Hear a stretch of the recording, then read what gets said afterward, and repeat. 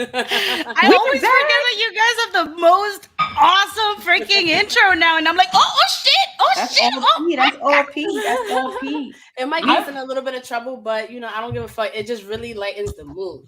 It lightens does. the mood. That is P all day. Yo, welcome guys to Thirsty Thursday.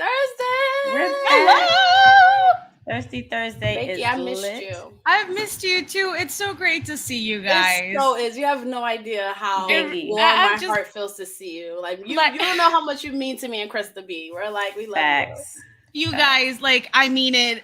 Same. I just want you to know that in this house, in this apartment, it's the same for you. All day, Facts. all day, every day. I was telling Greg yesterday, I was like, oh my God, when you asked if we could do it this week, I was like, so we're doing Thirsty Thursday tomorrow, and I'm actually so excited because I have missed them so much. I want to see them. I don't care. I just want to be there with them. Oh, and we missed you. I've missed you guys. We were trying at least twice during Mania. Greg was like, I saw Krista. Really? Greg wants to know if you were wearing a yellow, what was it? A yellow jersey, like baseball jersey at any point. Nope. You're wrong. I would have been so oh my God. Did y'all I'd have been like, yo, if you saw me, because my cousin called and was like, yo, I see you. And I'm like, how you see me? We see each other on the screen. We can see, because we were in the press box. And then we went down to the floor or whatever. Mm-hmm. And I'm just like, there's no way. I'm like, yo, get the fuck off my phone. Stop calling me. My voice is already shot. Don't stress me out. But I can't fault him, because when me and him had first went to our first SummerSlam, right? He was like, oh, I see us on TV. And I'm like, no, you don't. But then he gave me the timestamp. And I think it's SummerSlam 2017. Okay. Where Naomi lost to Natty, I believe. Yes. Mm-hmm. If you look, you'll see us. We were right there behind the announce table when they was coming down the ramp. Check it out. So we were there. So he saw you actually see us on TV. So I'm just like, oh, okay. So I really can't not take his word for it. But being that we was looking at the screen, we were so close to the screen, right. We knew that we weren't seen on TV. Right. But hey, I told him, I was like, listen, I don't think that's them, because I have been stalking them on Instagram the whole day, and she's not wearing anything yellow. No, yeah, I had no yellow. I could be wrong. He was like, but she was right there, and I was like, look, I'm sure they have great seats. That's all I can say. That I believe. I can't wait to get into it. I'm excited. You were there with us in spirit. In spirit, I was right there. In we play next year now. Okay. Yes. And next year's Hollywood. We're planning next year now. Yes. Greg and I are absolutely coming.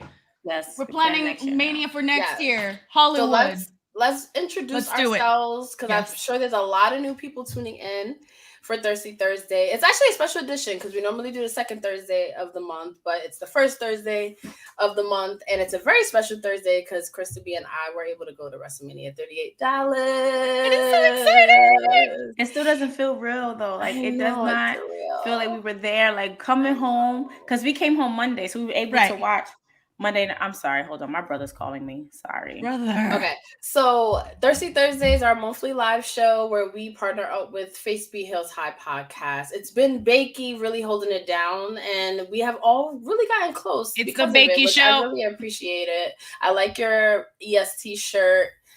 It's very it's very on brand. I can't wait to hear your thoughts on WrestleMania. Yes. Thank you everybody for tuning in. We want to hear your thoughts on WrestleMania, but we really want to dish on our week in Dallas. I can't wait to hear. This is what I'm here for. Yes. So that's why we wanted you to come on, because you weren't there. So I was there in spirit. Yes. Absolutely. So I want to shout out everybody that's in the comments. Let me know what y'all drinking. So we didn't do a sound check. You know what? Fuck it. We didn't do a sound check. We just winging it. I'm drinking my champagne.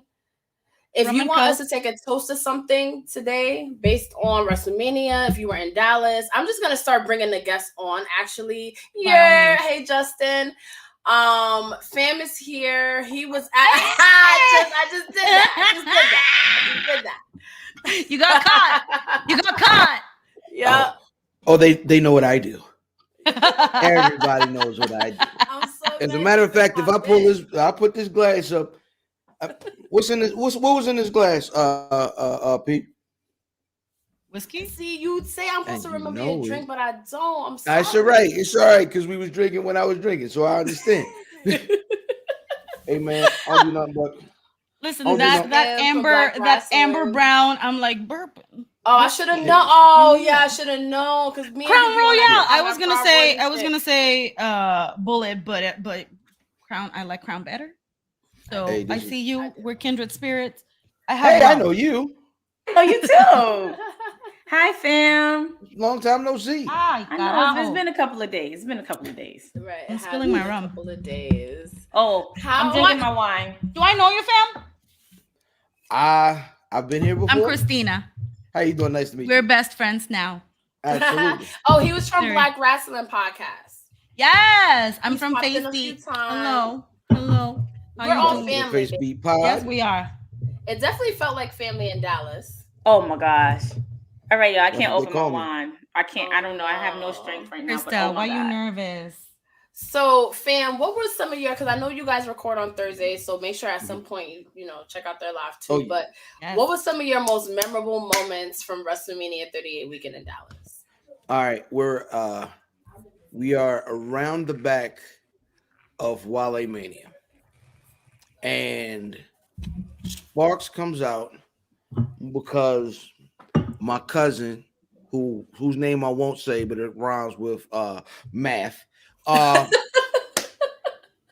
favorite asshole, basically. My favorite asshole wants to give.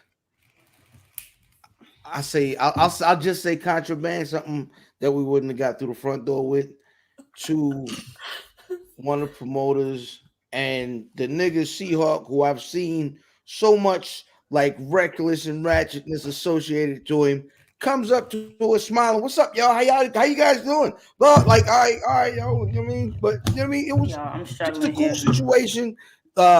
Putting a bunch of real life faces to ats and 140 to 280 characters. You know what I'm saying? I thought that was really, really dope. You know what I mean? And then shout out to all of us for immediately becoming Texans when we got down there. None of my friends and family had masks on. Niggas was like, oh, who? COVID, I don't care. Mania, like niggas. I didn't check before I left the house as much as I normally would. But when we was in them Ubers, though, airport vibes definitely had to mask. Airport definitely had to mask. I mean, I always carried mine with me in my pocket, but they didn't say, "Oh yeah, you need masks." Okay, that's fine. Yeah, we was Texans. I mean, New York is doing it too up here now. Like restaurants and stuff, you can kind of walk in without with a mask on. Really quick, my other favorite memory, or situation out there was we're in the bar, the one spot everybody was in, with all these famous wrestlers, including like Ric Flair and all these. I saw Ric Flair at the airport. That was insanity. And we were, I'm excited about wrestler. I'm fangirling hardcore. After wrestler, and you know what I popped for? What? Ezekiel Elliott from the Dallas Cowboys walked in with an Emmitt Smith jersey. I was more happy than any goddamn wrestler that came in that goddamn building. They talking about all of the wrestlers that they found at a bar, and Ezekiel from the Cowboys walked in, and fam was more excited about that than wrestlers. So I'm just letting you know, you got a kindred spirit over here. I'll open my wine, you guys. It's a party. Yes, it's officially a party. Should we my toast husband for over the here first representing? Time yes. Of the night. Just let y'all hear that. One of my highlights from the weekend of so many highlights, because we got to give Becky the rundown at some point, Krista. But please, was being able to hang out with our Black wrestling fam. Y'all, it was always a vibe at your Airbnb. Shout out to y'all new member Mimi. That was lit. That was a nice WrestleMania moment right there. I'm just going to shout out the fact that I officially have a nickname through Black Wrestling, and that nickname, the episode was named after me. So we're going to toast that. That is so cool. But anytime we link with Black Wrestling, it is like a family, like a legit family reunion. That's a fact. And then there's also evidence that Math was manhandling me in one of the photos. Just so I can throw it out there. He is a menace. But I have to shout him out though, because he definitely bought my Enejo Terramana. And he thought we was gonna open it in Texas, and we didn't. And I literally brought it home, like I said I was, and it's sitting on my counter. We don't drink tequila. But he said we was going to drink it because it was. I guess he was just being an ass. You know how he is with me. Dark liquors all day.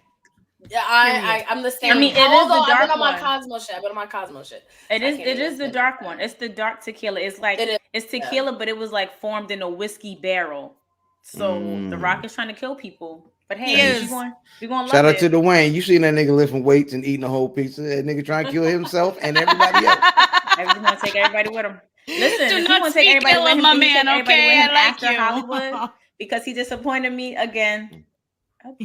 He didn't though. He disappointed me. No, you know what? This time it wasn't his fault. It was the right. I would say Survivor Series was more of the disappointment because, like, dude, you should have been there. 25 years. But I feel like WrestleMania was kind of like expected that he was up in the air. Yeah. Hey, the nigga never said he was gonna show up, so exactly can't put it on. Can't put it on Dwayne. But as I'm like, I'm not gonna put it on him. But it just would have been if I was in creative. If I was in that motion and writing, that would have been the perfect fucking moment for him to come out. The way that Roman Reigns was talking shit on Monday, they should have did that on Sunday. Let him talk shit, because that match between him and Brock Lesnar wasn't all that long. You understand? It was not. It had space. Well, that was because niggas got hurt, right? Himself. Yeah, he hurt himself. Yeah, he literally had to put his. Yeah, that shit popped out. Yeah. Oh yeah, because that's. But that's not the point. Like, you know, that's your man's. I expect you to be paying attention. No, first of all, I had to make sure my kneecaps was there, because when Stone Cold Steve Austin music hit, Patricia almost took them off. Well, we didn't start there, because we can start there, get my emotions out now early on with the recap, because that was like one of the best moments of mine. And it's funny because I like Sunday's appearance more than Saturday's, because you didn't expect it. That's like Saturday, and once KO show started, I said, okay, you know, let me get my life. I know the. And she still didn't get her life. She was still like. I'm surprised I have a voice. I'm surprised I have a voice.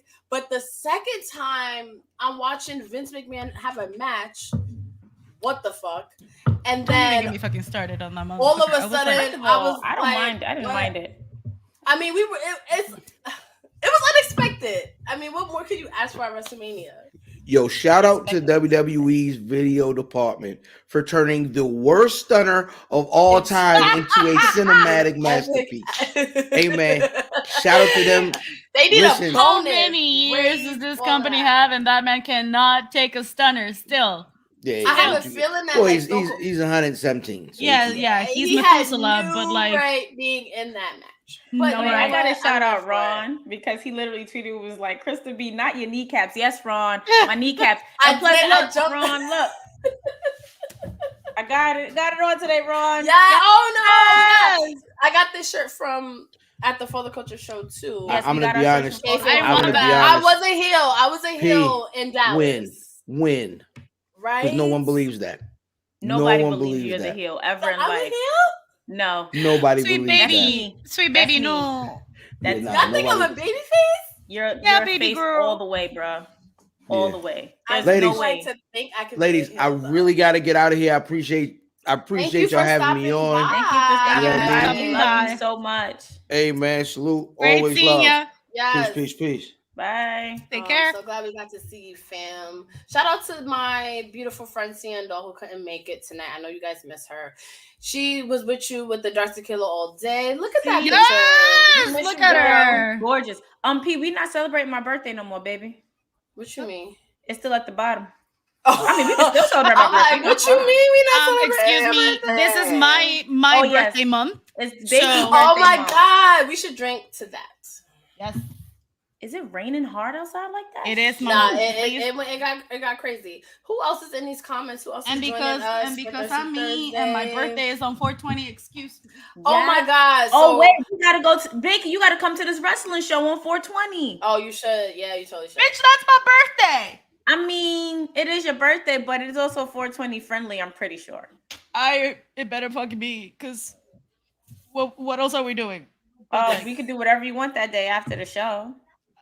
I was planning on going to a Broadway show, but I will think about it. Oh, girl, Broadway's Broadway. Be great. Of course, Ron. We always going to support. We always going to support. So we were able Greg just told me. Greg just saw me taking this hit, and he's like, "Don't forget that the rum is also dosed." So, Ron, this is like really one of my favorite shirts. I'm not even gonna hold you, and it's super fucking comfortable. Really. Ooh, I gotta Ron, say I am loving that shirt. I'm gonna buy from you because looking cute. Yeah, for sure. Tell me more. All right, let's fill Becky in. So one of the things that I want to talk about, because it's slowly coming together for me now, is Wrestlemania. So I went to Dallas for Wrestlemania initially. Like I was like, I missed it in New York 2019. I had to be there for the next one. Pandemic shit happened, and then it was going to be in Dallas. And I was literally like, I'm going to be in Dallas. I don't know. Wrestlemania wasn't even announced yet. I hit up Danny from Pretty Hills. I was just like, yo, did you hear anything? Everybody's like, nah, it's going to happen. It's going to happen. I'm like, cool. Then I let Krista B and Mimi know, like, yo, I'm going to Dallas. Like, let's figure this out type of shit. So I am and looking in the waiting room, and you know how I like special guests. So I'm going to put one of my favorite people on the spot who we were able to vibe with in Dallas. And his name is Justin. Hi. Hey, Justin. Howdy. How are you? So what are you drinking? Thank you, friend. Hello. So Becky, this is Justin. He is the most amazing person ever. This is Becky, another really amazing person. Hi, Justin. Really. Hi. Yeah. So what are you drinking? Well, since we're going hard for Thirsty Thursdays, this is my first time on here. I decided to break out. Welcome, catch up. Oh, Jamie. I haven't had a good Jamie in a long time. I love it. So if you know me, I like JMO shots. Respect. So let's go. Respect. Let's go. So question. I'm talking about what made me finally make the decision to go to Dallas. What made you be like, nah, I got to go this year? Or are you always going to Mania? You're like, I don't need anything to like persuade me. Oh, this on me? Yeah. You. All right, bet. So this was my third Mania. My first one being 34 in New Orleans and then 35 in New York. So what made me want to go to this one was a couple things. Number one was missing out on 37 last year. You know, with the pandemic, with the vaccines not really in full circulation at that time, with the limited number of seats, it was really like a roll of dice. And I really, really wanted to go last year, especially with Sasha and Bianca main eventing night one. That was like, you're literally giving my dream match. And of all years, you're picking the year where, you know, COVID's still running wild and not everyone's vaccinated. So as much as it sucked to miss that, that was understandable. So this year was like, there's no way in hell I'm missing that. There's absolutely no way in hell I'm missing this year. And there was just a lot of things I want to check off this bucket list. And Dallas is a place I've never been to. So it's like, you know, the perfect storm right there. I agree. True. All right. So you want to know what was my real decision of going? What?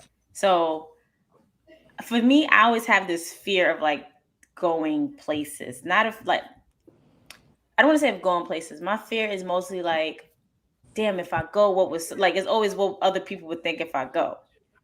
Being that I have one of the most supportive boyfriends in the world, and he knows like this shit is my passion. He was just like, yo, just go. Like, I'm good. Like, I'll be here. You know, this is what you want to do. This is, you know. And he's like, you know, you can do what you want. I'm like, yeah, I know we're in a relationship. So it's just like, I'm going to run it past you to see how you feel. Like, yeah, be considerate of your feelings and stuff. But he was like, no, just go. Like, have fun. Enjoy yourself. Do whatever it is you need to do for your wrestling. And I'm just like, okay. And I'm just like, it's Texas. Why not go to Texas? Right. I've never been to Texas, and it's like the first trip me and P has been on together. So true. Oh my god! It's the first trip we've been on together. Really? Yeah, because when she was going to Vegas, I couldn't go.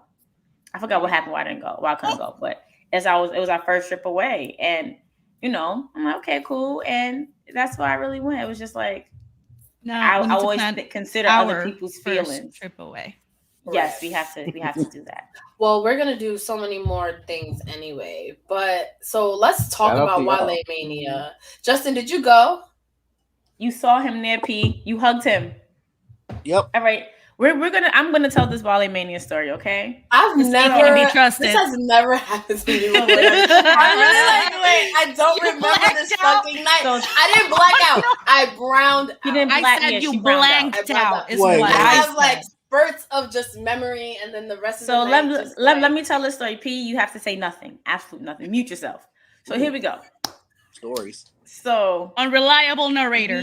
We get to Wrestlemania, right? Me, Mimi, P. We take our pictures in the front, like they have these cute. Where are my pictures? I don't know where my pictures are right now. But we take these pictures in the front in this photo booth, whatever. Cool.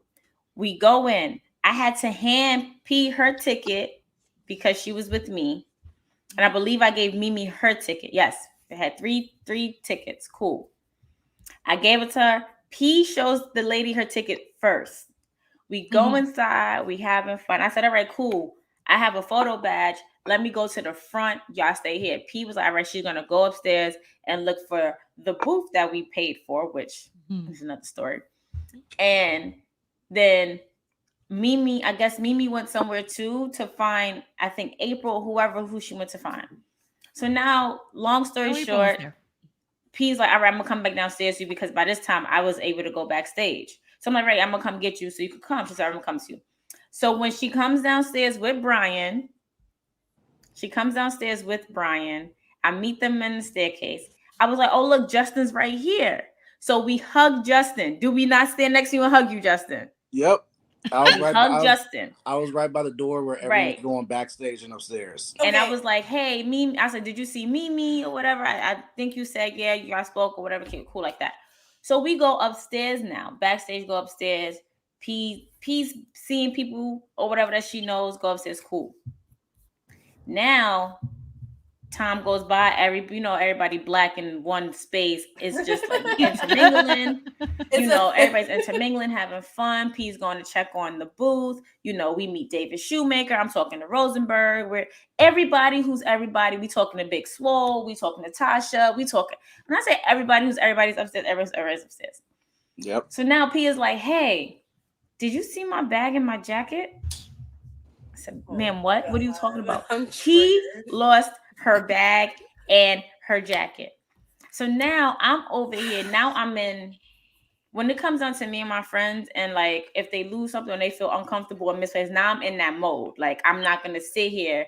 Everything else goes out the window. I'm dead set on one thing. Ay, Patricia. So now while we're looking for P stuff, P is still mingling with people. She's still talking to people. People buying us drinks.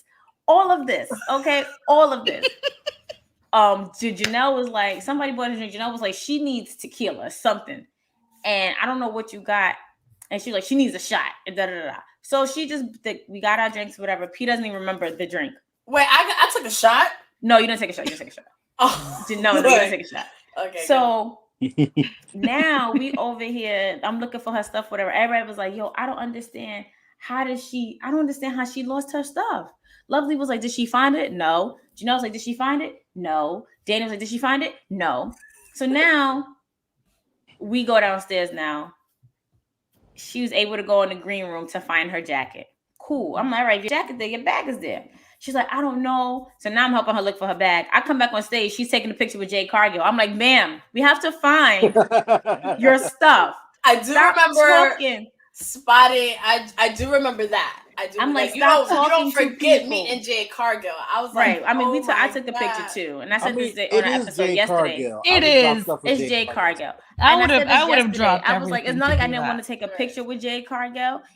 I was just dead set on focusing on her finding her stuff because everything was in her bag. I'm like, hey, lock your cards. Check your apps. First night I got there too. So if that would have been how it happened, that would have been fucked up. Good thing I don't remember that because I was just like, hey, lock your cards. Check your accounts to see if any money was spent. Like, make sure. And she was like, no, I'm good. And thank goodness you had your phone with you because I would have had my phone in my bag. The good thing. Can we just cheers to the fact No, we're not cheersing nothing. No. We're not cheering to this. So then, now, towards the end, everybody done cleared out or whatever. Wale came, performed, he left. Everybody cleared out, left. So now one of the guys is being a dick. I'm like, yo, we got to find her bag. So another guy was like, yo, we trying to find her bag. The real New York came out of me. We trying to find her bag. Like, we're not leaving until we find it. Can you call upstairs to see if somebody found it? The bag was upstairs near the bar where we were, hanging off of a chair. And everything was in it. You never told me where you found it. So girl, they brought it down to us. I was standing next to you. They brought it downstairs to us. Wow. That's a so for everybody who's asking if P ever found her bag and her jacket, yes, she did. And mind you, for her to sit here and say she didn't remember, it's not like P was stumbling over her words. That's like what she just blacked out. That was scary. I didn't black out. I browned out. You know what's crazy? I think it was more so I think it was defense mechanism. P didn't look drunk. She wasn't stumbling. Like, she looked like how she's sitting right now. That's like, why I was so like, why don't I remember last night? And then I was like talking to everyone, like, was I like, and everyone's like, no, you had a good time. You were fine. We met Tom Hannigan. That was, I remember popping for that because I was a huge fan of his. And it's so interesting to me when like famous people introduce themselves to you, you're kind of like. Right. He was like, I'm Tom. I was like, I know who you are. Who you are, Tom. Chavo Guerrero. He is a sweetheart. He will literally. And he wanted to take a selfie with me. We're getting a selfie together. I was like, okay. He did. The Good Brothers. Like, oh, they were so sweet. Oh my God. And it's crazy. Me and Mimi had saw them at the airport the day before. So I was like, hey, I saw you kicking the thing over. I think it was Carl Anderson. That's the tall one, right? No, Luke Gallows is the tall one. No, Gallows is the tall one. Yeah, I was talking to Gallows. I was like, I saw you kicking over the sign across the street in the parking lot. He goes, little old me? Yes, big old you was kicking that. Big old you. But no, they were super, super dope, super nice. We saw really Swole. Nice. I was talking to Cedric. Oh, shout out to and Swole. Wait. Cedric What? Alexander was there? Who? Her husband was there, yes. You think Swole's gonna go by herself? Did I meet him? No, I don't think so. Okay. I was in the hallway. I remember that. I was in the hallway with them.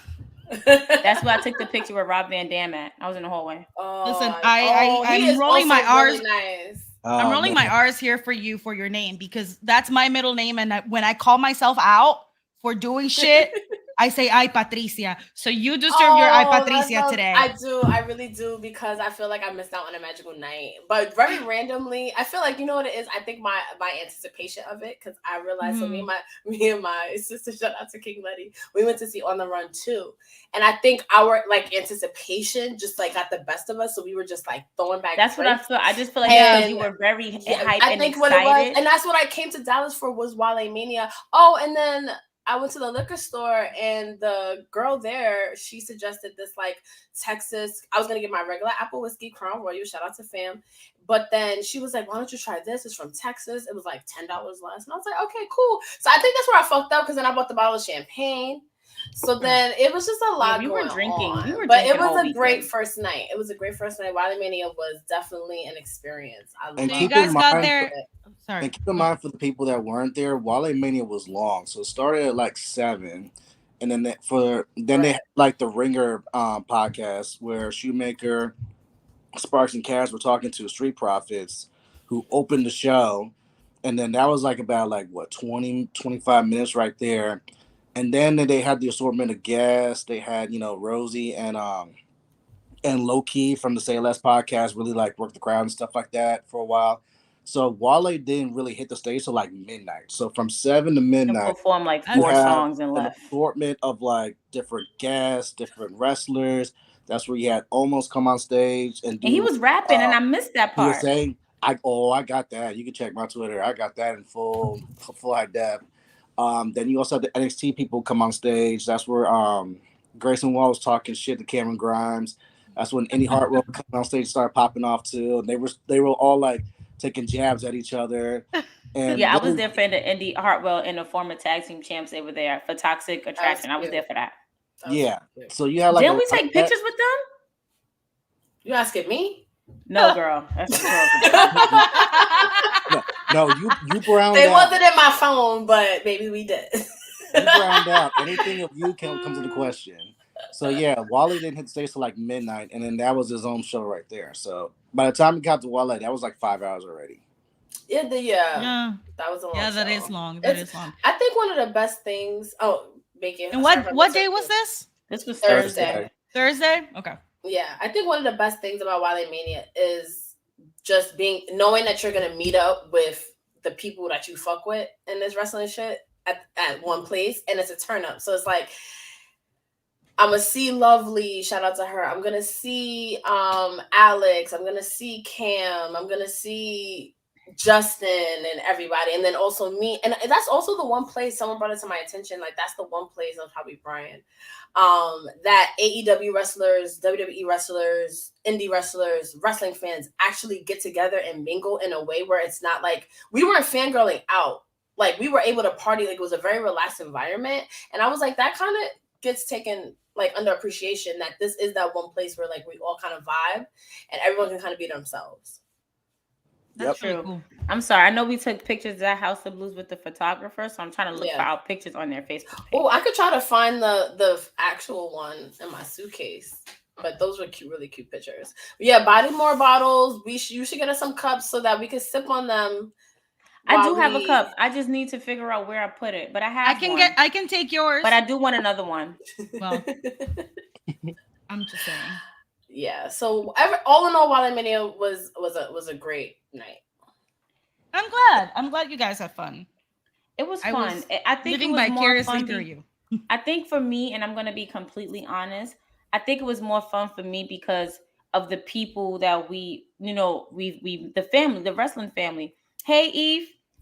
Hi, Eve. Yeah, okay. Black announce table. Let's get the planning for next year.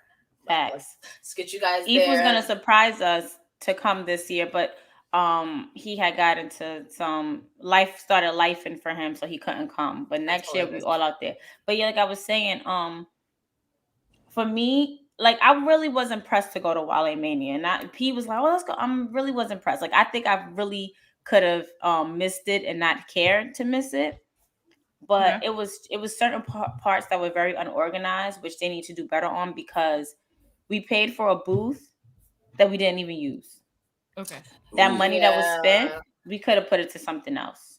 You understand? Like if there's like you need an admissions ticket as well as a VIP ticket. Like it would, and this is no thing to Wrestlemania itself. Maybe it's like the venue was doing something, like something has to be done better. Because I've heard that there's been other Wrestlemanias where it wasn't like that. Yeah. And then you had issues with the bands and the security. Certain bands could get you upstairs, certain bands couldn't. Oh, I had a photo pass, but a photo pass could get you but so far, and then things change. And trust me, I know things change. I do Summer Jam every year. Trust me, I know things change. You got to have certain passes for certain things. People change shifts.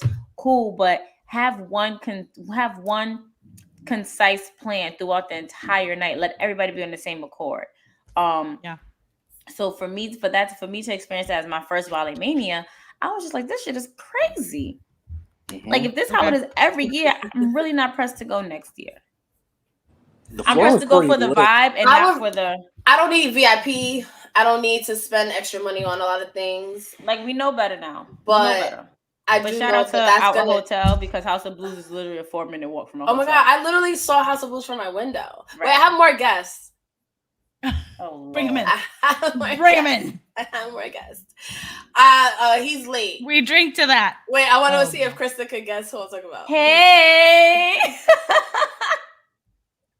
You're gonna stop doing him like that, Pete. Yeah. Brian Late Waters. Look at him. What up, y'all? Glory. Hi. What's going on? It's been a busy day. It's been listen, I'm still recuperating. I'm still recovering, okay? Same. I don't even know. Wait, so Brian, are you drinking or anything? Or are you just here for water? Party? I don't want to see alcohol. Oh, water's fine. What is your 3 memorable things from WrestleMania? I'll drink for him. 3 memorable things. Mm-hmm. The Omni Day 1, the Omni Day 2. No, actually, Omni was lit, y'all. Omni was lit. No. So, how about the chain of what's that? Bag of Bones? Is that the right name? Brick and Bone. Brick and Bone. Brick and Oh, Bone. the chicken. How we didn't talk about the chicken? Because we still got time to talk about the chicken. So from what happened with the chicken? It was so damn good. I can it was good. imagine. But then the early call to meet Naomi, shout out to Krista, and it's like, yo, you up? I'm like, I was like, Brian, no, literally, because I had to record. I was like, Brian, because next year I'm definitely going to plan better. If I'm doing media, I'm going to need a camera guy with me. Like, we're going to do a whole big thing. So I was like, Brian, I need you to come record. So Brian got lost in the hotel, which is understandable because I did the same thing trying to leave out of access. And I was like, so when he came in, I was just like, Naomi's taking too long on the other side. And she know I'm over here. So we walked over there. The lady was like, oh, yeah, I need help. I said, I'm just letting Naomi know that I'm here. As soon as she was done, I forgot who she was talking to. She came, she gave me a hug and introduced her and Brian together. LA would be much better. Almost for security. Yes, Ron. I was in your room this morning. I was in your Twitter space this morning. I heard.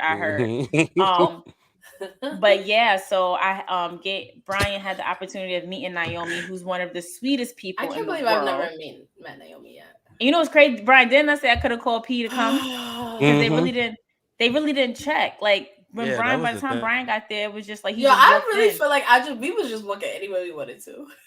Right. Yo, when I say me and Krista, now that's what we do next year. When me and Krista said, and once Krista say fuck it, and she already lives that way.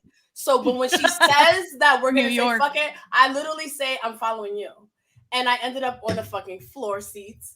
Yep. That's it. I was like, hey, can this get us down? It was like, yeah, all right, cool. Well, that was another moment. I mean, it was so many. It's hard to choose three, but being right there, like I'm right here, y'all right there, and watching Bianca win, like, you know, as a fan of the show of those wrestling girls, and understanding what she means to the show, like, you know, the things she did for y'all on Patreon, to be in that moment right near y'all, and then like the FaceTime my daughter, like that will be a WrestleMania moment. That was probably that was for me as equal as to the Cody interview, as to the Stone Cold being right there on the floor watching Austin come out. Like, I mean, night 2 was no slouch either, but night 1 to me had like the memorable moments. Yo, I kid you not. If I would have asked earlier if our media passes would have got us down to the floor, I think me and P would have been closer for that Bianca match. No shade, no bullshit, no nothing. No, I feel you. Like, because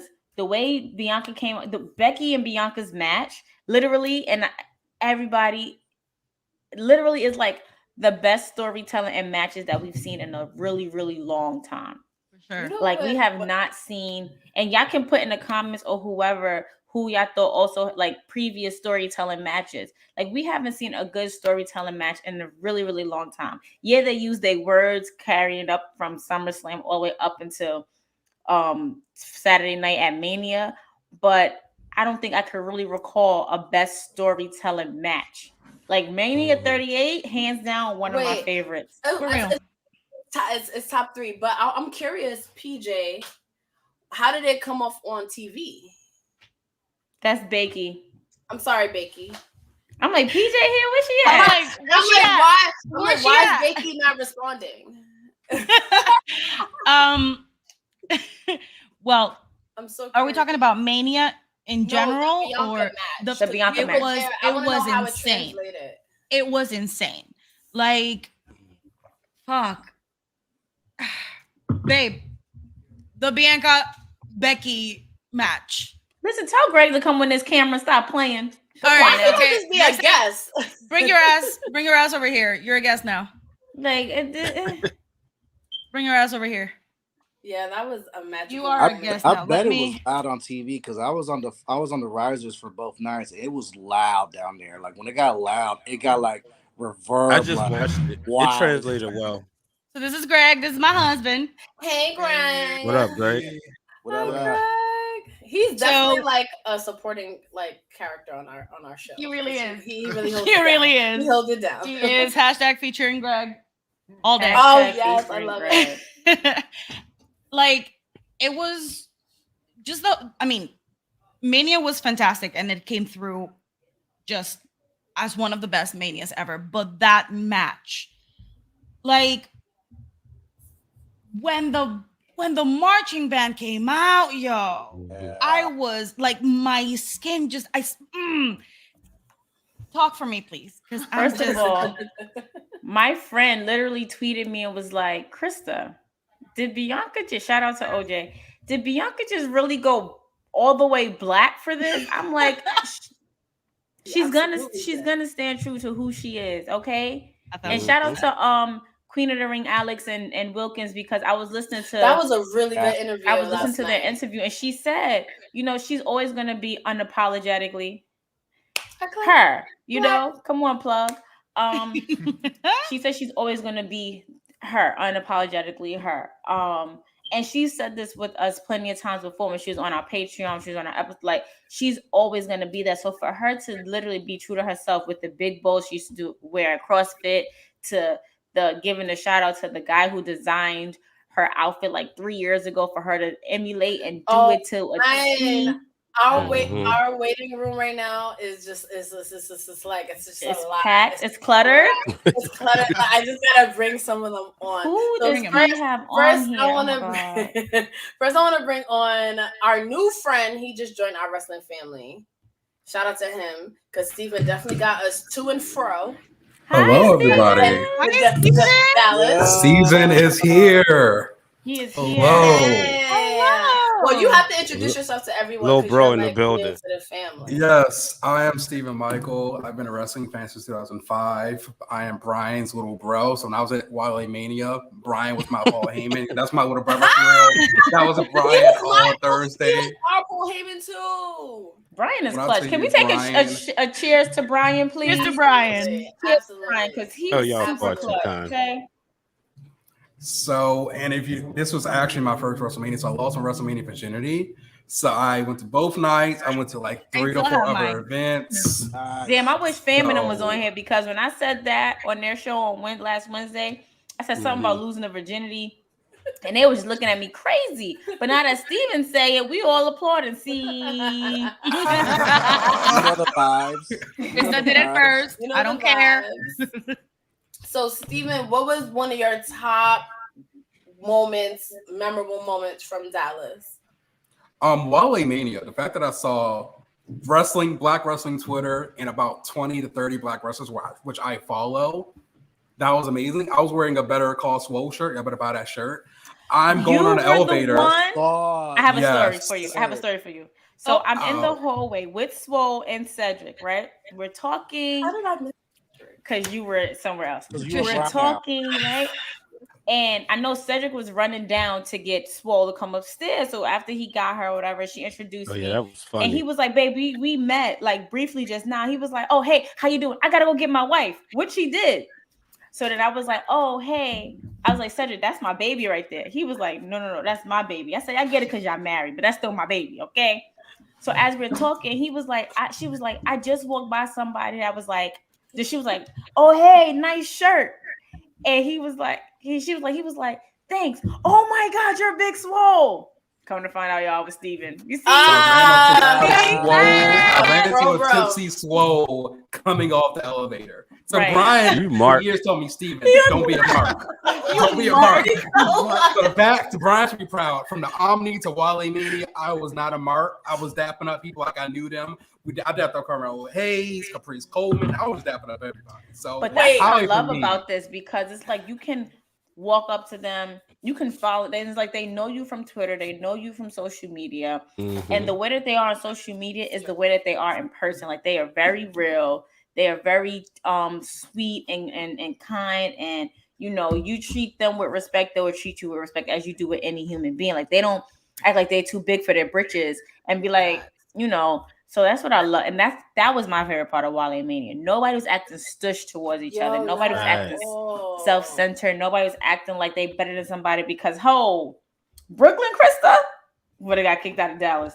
I'm glad she didn't have to make an appearance. But right, yeah. I mean, you lost your shit. She almost did. I almost did it on. She almost made an appearance on P because she wasn't focused. There would have been no more of those wrestling girls after this. I was meeting Jay Cargill. Okay, you was. I feel like I get a pass. I'm glad I was too. And also, Krista, can you be proud of me? Like, I did not fangirl out. I was 5 feet from the fucking Usos, and I was like, oh yeah, Trick Williams playing pole at the Omni. That was just a random. Right, we almost died. We almost got hit with a pool ball. Right. A few things. I straight told me back next year because I straight told Mello, excuse me, I gotta sit down because I'm tired. Oh, me and Carmelo Hayes was talking the entire weekend. Okay, we were talking and taking pictures the entire weekend. Like that, he's cool. Like Carmelo Hayes is very one of the most humble people. Very approachable. A lot of the NXT people, literally, P's sitting down. I'm going to the back, and I think I'm going to trying to catch his seat, and I hit Jay like this. I'm like, "What up, Oos? Congratulations on your game tonight." He's like, "Oh, thank you. What's up?" Sit down. I tapped him. "What up, Oos?" I sure did. Who do you think you are? I'm Krista B. That's right. I mean, it wasn't a hard tap. It was like, "Hey, what up?" Like you know. And that's when I turned around. And I was like, "Hi." He was so. And that I was good. No, I was good. He was so good. I am very proud of Pete. She did not. Good. I walked up to Damian Priest, thanks to Brian, and was just like, "Hey, can I take a picture with you?" And he was like, "Sure." And I was just like, I'm mad at him. Oh my god. I saw her taking one with him, but I went up to him afterwards. I was just talking. I'm like, "Yeah, I'm from Brooklyn. You from the Bronx?" And I was there, and that's what we talking about. I said the same thing to him too. I was like, "Yo, I'm from New York too." He said, "Oh," I was like, "Yeah, I seen you at Madison Square Garden." He was like, "Oh, okay." I was like, "Can I get a picture with you?" And he was like, "Yeah." So yeah, they were all so dope. Just walking in and I wanted to take a picture with Matt Riddle, but he was just surrounded by I really wanted to take a picture with Dolph Ziggler, but I think I would have probably fangirled. I saw Dolph Ziggler. So, fun fact, I lost my card at the Omni the night before NXT TakeOver. So, I'll go back to Omni after TakeOver. And literally an hour after his match, Dolph Ziggler was at the bar just chilling. I'm like, didn't you just defend the title? And his hair was still straight. He was chilling. He was talking to producers. I'm like, yo, this man is just... He is one of the chillest. He's one of the chillest people. Like, I think that he's probably the first wrestler I ever met live. He was just at the bar, like chilling. And Kayla too. They was just. Oh, I spoke to Kayla. Kayla says, but y'all see Ron's comment, right? Y'all see the comment? As long as y'all know. Oh yes, bloodline. Wait, Justin, did you have any chance encounters with a wrestler this past weekend? I mean, I was at the Omni both nights. Like how y'all were fangirling over Carmelo is how I was when I saw Kayla. I was like, oh my God. Yeah, I was like, yo. I was like, if I'm not trying to be respectful right now, I would try to go over there and get picked. But you know, everyone's chill.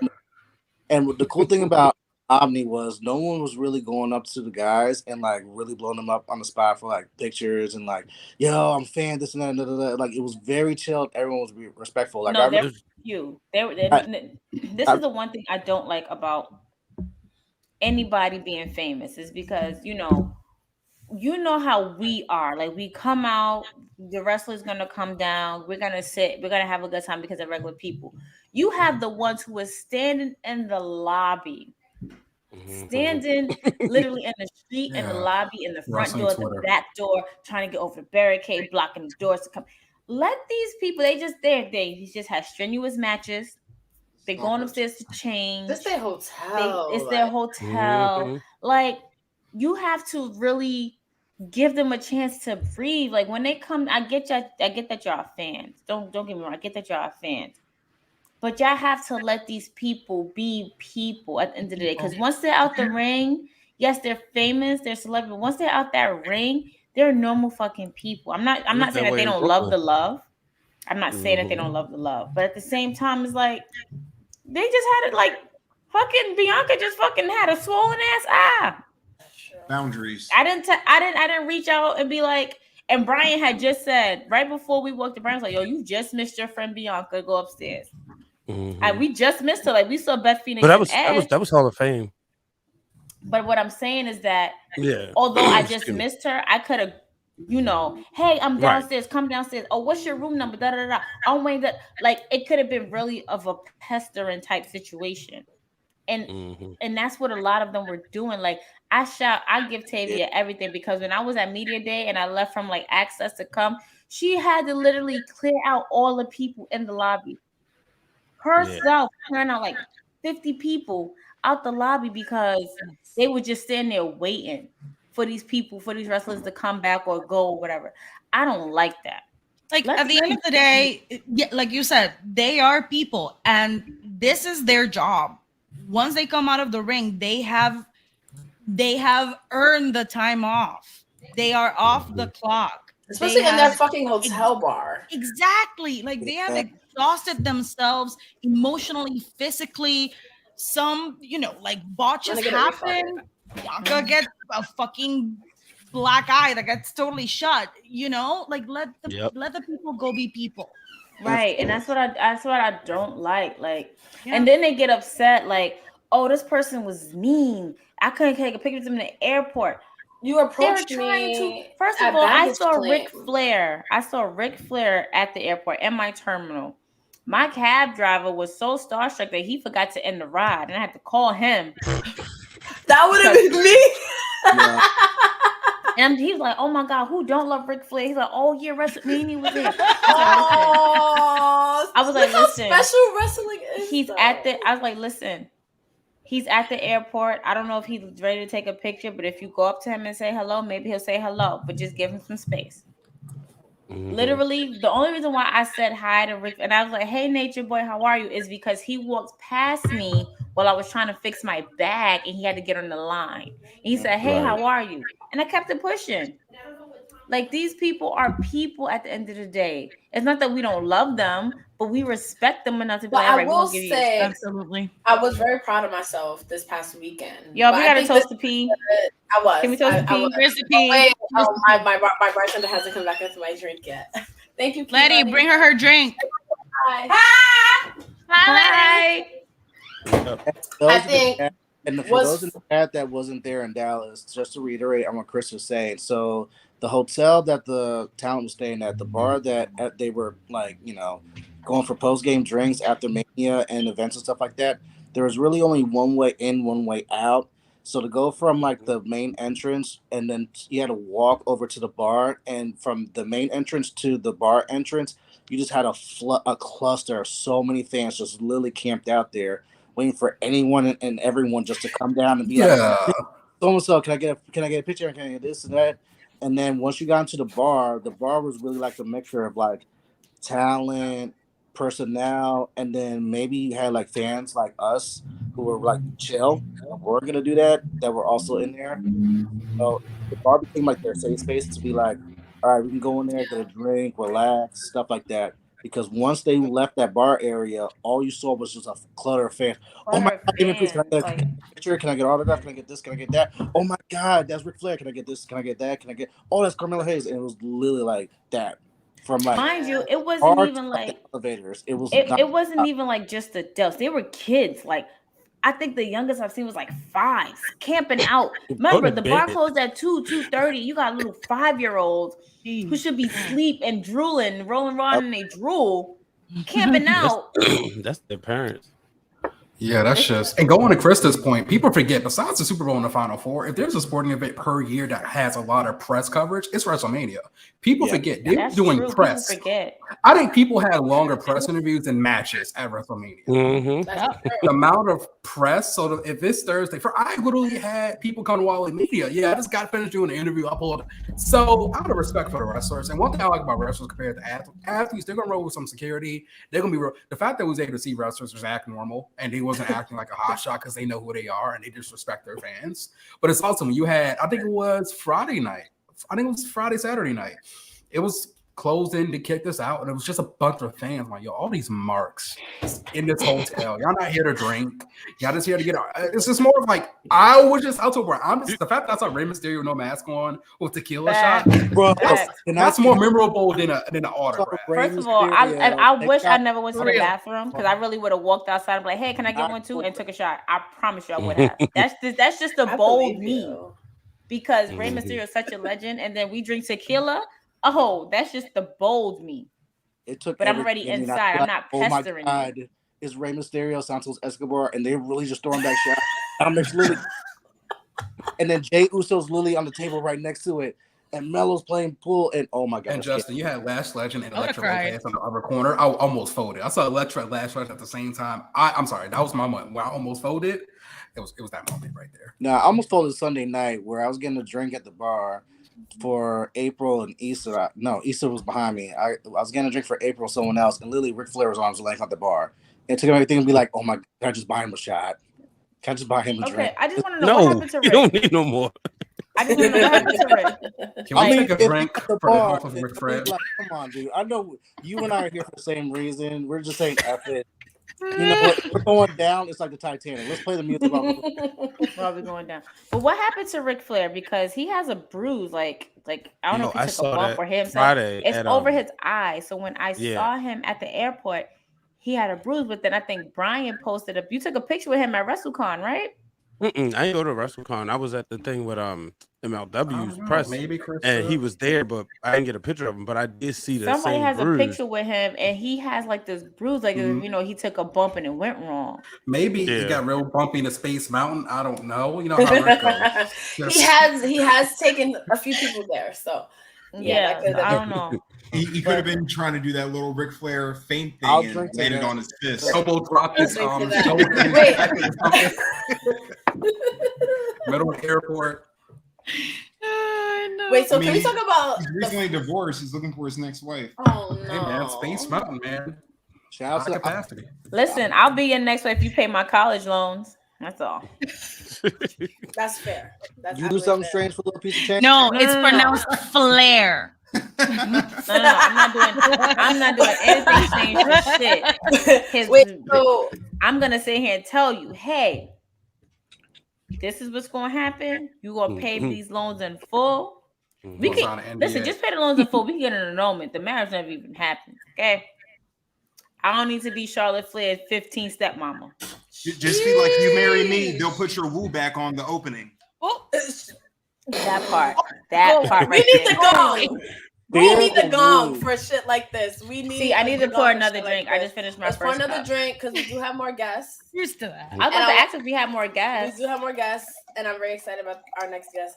But I also want to talk about. Let's move forward to SmackDown Hall of Fame really quickly. Yeah.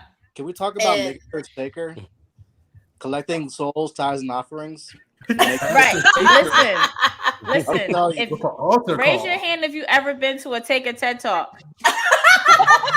Have you heard about the ministry of darkness of the Lord Savior Jesus Christ? We've been to a Taker TED Talk, guys. I had a personal Taker TED Talk. Listen, he came out with the Janet Jackson mic and said, take a sip if you've been to a Taker TED Talk, guys. Joel Osteen. Callaway Austin. The not in the 2000s. No, but Hall of Fame in itself. Hall of Fame in itself. First of all, shout out to Greg. Greg, I love you so much. Greg was one of the true MVPs of the week. Literally, I met Greg when Bianca and Montez came to the station back in November for Survivor Series. And it was just so amazing. Yeah, he really came through all the time. And we didn't connect again until Wrestlemania. And I was like, hold on, you're Greg? And he was like, Krista. And being I got a new phone, Brian had to go. He had to go. He said he sent us. He said Bye, Brian. He said thanks for having him. He loves us. Brian, thank you so much. So I was like, Greg, he was like, Krista. I was like, yo, what's your number? Because I don't have it anymore. And he texted me and he was like, yo, you're good. I was like, yes, I'm good. Sidebar. He saw the post of my article that I did yesterday for WBLS. I sent him the link. He was like, he loved it. Great article, by the way. Thank you. I was like, yo, damn, do I have any typos? Do I have? And I really reread it because actually to your Black Girl Magic at WrestleMania article in the comments now. But I want to bring out our guest because I know he's probably super busy and I love that he made time to see us. But we were talking about the Complex interview with Bianca Belair last night. So I have none other than the wonderful Sir Wilkins. Oh, Sir Wilkins. The one and only. You're muted, Wilkins. Why, bro? What's up, guys? How are you? Hi. I know you're drinking water, but let's toast to Jobber Tears, Complex, or Wilkins, Black Wrestling Media in Dallas. Interview with Bianca. Wilkins, this is the man I'm always cooking for. I see. Hi. Wilkins, I just want to say to you personally that I am very, very, very proud of you and everything that you have done for me and P, those wrestling girls, everything that you have done this past weekend. I've listened to your Unsanctioned yesterday with Bianca. It was just amazing. I'm so proud that you and Alex are the ones who have that slot on Complex Unsanctioned. And I just love you so much for giving us a chance when you guys gave us a chance. And I just want to see you go up, above, and beyond. I appreciate that. Thank you. Cheers to y'all.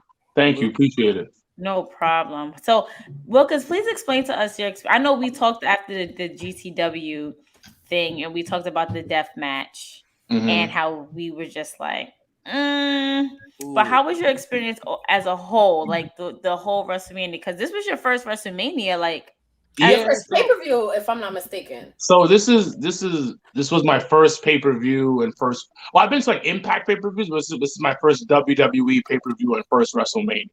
Okay. What a way to pop a cherry. Yeah. Listen, we losing virginities over here, okay? Yeah.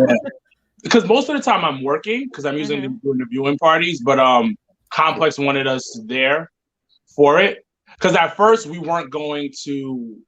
I was going to just the Wrestlemania, and I was leaving Saturday morning, and I probably was going because I really wanted to do Hall of Fame and SmackDown. I wanted to be there for Undertaker's TED Talk about perception and life and the meaning of life and why we should live. And so I was going to be Saturday, but then they extended it. It was like, we need you there a couple extra days. So we stayed. And I think I got spoiled, it being my first Mania. Yeah, it happens. Mine was 35, and I was like, you get spoiled with all of that. So this was my first Mania working media.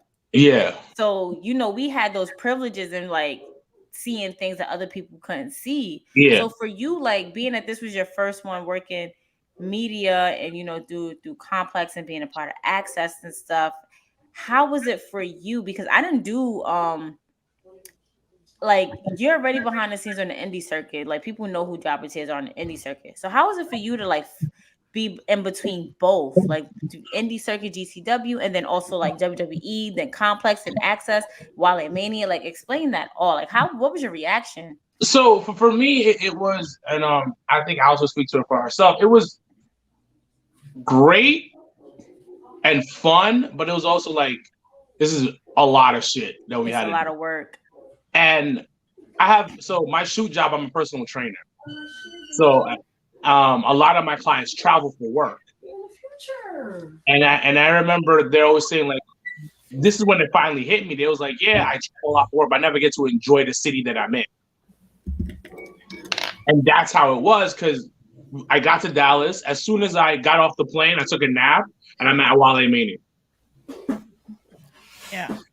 So it was like you blinked and was we was at House of Blues. Got it. Yeah. The next day, I'm SmackDown, Hall of Fame. We're there the whole entire time. We did WrestleCon. I did WrestleCon in the morning. And then Saturday, I woke up, went to the gym real quick, and then I'm at NXT. And then I think we went to what day was GCW? It was Friday, GCW, right? was Friday. Yeah, so I went to GCW. Yeah, it was Friday. It was Friday. Yeah, we also had SmackDown Hall of Fame. Yeah. So right after WrestleCon, I get back to the hotel. I take a quick nap, and then I go to GCW. And then right after GCW, I'm going to SmackDown. So I never had the time to ever enjoy Dallas, the city itself. I think I had a homegirl that I've known for years. She was like, "Hey, you're in my city. Let's at least do breakfast or brunch before you go." And I kind of had to like cut one thing out real quick to go hang out with her, because she's one of my closest friends for years. But I didn't get to enjoy the city of Dallas, but I enjoyed a lot of extra stuff. I got to network. I got to meet a lot of you guys face to face. You know what I mean? Like we got to see that culture of wrestling come together a little bit. So amazing. And just enjoy each other. Like, you know what I mean? Like we see each other online most of the time, but it was the beauty of that. But it's also you're working as well. Like the GCW show I thought was good. The death match actually piqued my interest. I'm not a death match guy at all. Like Me neither. That is my thing. But I want to know why somebody would do that. That's my okay. So for you people who were not at GCW, right? So me and P got there late. We had some difficulties, whatever. So by the time we got there, literally we got there in time for the death match. And I really wasn't paying attention to the ring. We was looking for the people who were supposed to be there. So once we looked at the ring was literally surrounded by the long LED light bulbs. For us, doors. Yeah. We some hard ass wooden doors, and we was literally talking with Black Wrestling, like how they get the doors. We was like they went to Home Depot, like they was them wood ass fucking doors. And shout out to Billy Dixon and Hoodfoot. They did their putting themselves through it. Yes. And I remember the first glass breaking of the light. It shattered so bad that it literally ended up in the first row. Yeah, I was on the second row without the glass for 15 minutes. And Terry, I think he's from We Love Wrestling. He got up and came all the way to the back with us because he almost was cut by a piece of glass. Oh no. And I also have to shout out my birthday twin, Nick Shin. He was there. He was a referee, and I couldn't go say hi to him. The best referee in the business. Yes, he was there. And I wanted to go say hi to him, but I don't know he was refereeing the match until he got up to see, But I don't know why people want to put themselves through those type of matches. Like to this day, in my big age of 32 years old, I cannot watch the Rock Mankind I Quit match. I still have nightmares. That's the only Rock match that I cannot watch. Krista, that's my comment. I think what's interesting about that death match, first off, the way they sold it, Billy Dixon, and because I'm in Jersey, so GCW's headquarters. I've seen GCW grow over the last year, so I'm like, okay, cool. I want to go to a GCW show. I'm an AJ Gray fan, but seeing how Billy Dixon and Hoodfoot sold that match on Twitter for 2 to 3 months, and the way they went ham, I was in the second row. And that was my first time seeing a death match. I'm kind of like, I'm more of a technical wrestling. I like the methodology. So to see a death match happen, I was a little bit disturbed. I kind of think about the history of death matches. Besides New Jack, we really have representation of Black people in death matches. So the fact that I was trying to figure out his name the night of the show, and I'm like, what the fuck was his name? New Jack. R.I.P. New Jack. R.I.P. New Jack. Y'all did in New York at Survivor Series panel. I was like, oh, that's Billy Dixon. I remember meeting him. Boom, fan. And then that was my first day too. And I was just like, wait, he's wrestling this? And then I almost got hit by like not the first one, but the second one, because I was also like in the second row. I was like, oh man, that almost cut me. I was like, let me take like 9 steps back because they're wilding. That was only like the first 2 minutes. And that was my second row. Was also on the panel with P at Those Wrestling Girls 3rd anniversary party. And Fam had to remind me. He was on the panel with y'all. I said, no, we're gonna give my girl her time. He was on the panel. I just took the mic and made sure that everybody was listening to what everybody had to say because it was a lot of chat. But P was on that panel. I'm not gonna take it from her. But for me, it kind of intrigued me. I was like, yo, because Billy Dixon has been on the job with his podcast episodes before. Yeah. And what really was like, yo, what the fuck was when I found out that Hoodfoot, that was his 3rd death match of in the past 2 days. Yeah. Wait, what? Wilkins 2 days? Yes, he had. Wait. Like that day, he did. That day, it was his 2nd death match of the day. He had another death match the next day. Insanity. That's crazy. But that's what interested me about it, because I was like, holy shit! Like, why are you doing this? What is the adrenaline that you get from this? Like, what's the pleasure from this? Because this is like, wrestling's a niche market. This is even more niche. Like, why are you doing this? Right. So it piqued my interest even more. And then I started digging because I had posted on Twitter, and this was the first time like Twitter was not like a fucking piece of shit, because you know how Twitter can get. It used to be cool. I asked the question. I was like, is there any female deathmatch wrestlers? Because I didn't know. I'm not in that community. Right. And people responded a bunch of names. Like, I'm going to start digging this in the next couple of days. Like, female deathmatch wrestlers. Like, that's their thing. And I didn't hear you. There's a lot? There's a decent amount. Yeah. Whoever you find, can you let us know too? Because we were very, very interested in that. Yeah, and then the thing is, like, my co-host Alex was like, "Bro, you don't know about it?" I was like, I'm not into this culture. Mm-hmm. Like, I'm the guy that thought Brock and Roman match was fucking fire up until the last 2 minutes. So obviously my taste in wrestling is a whole lot different than some deathmatch shit. That's a fact. That's a fact. At least you're honest. At least you're honest. But I'm gonna start digging, and there's a lot of Japanese wrestlers who do deathmatch because Alex does a lot of Church for Joshi. She's a co-host on there. Yeah. So she knows a couple of Japanese wrestlers, and there's a couple of women who were like, that's their thing. Like, I think there was, I'll send it to you guys, but I think her name was like Karen Mickey or Mickey something, and she responded to the tweet, and she was like, yo, you're good, but don't let this happen again, but we out here. And she had a picture of her with like a barbed wire around her head. Yeah, that was that tweet. Yeah. See, it's stuff like that. I promise you. Literally, like, I remember when Mimi and P walked out. P went to the bathroom, but Mimi was like, she couldn't take it. So Math was just like, go ahead, walk your ass up on out of here. Literally, those are his exact words. I'm like, no, and I recorded it. So as I'm like kind of walking a little bit closer, I see like, I think Hoodfoot was drilling the broken shards of the lamp of the light into Billy's forehead. He was or top head. Whoever, which one? Hoodfoot is the ball head one, so maybe it's the reverse. It's a niche. People want that. Exactly, and I'm just like, so for females, I'm not saying females shouldn't do this because you're a woman. Fuck that. Like, we can do whatever men can do. But for women to be into something like that is it definitely piques my interest too, because like I'm with you. It definitely piques the interest of, oh shit, like will it happen to me? Because at the first sight of blood of mine, I'm in the fight. I'm just going off character and I'm gonna kill you. That's just me. That's what I'm saying, because it's like in regular non-deathmatch wrestling, if you make me bleed, I'm getting a receipt off you. Yeah.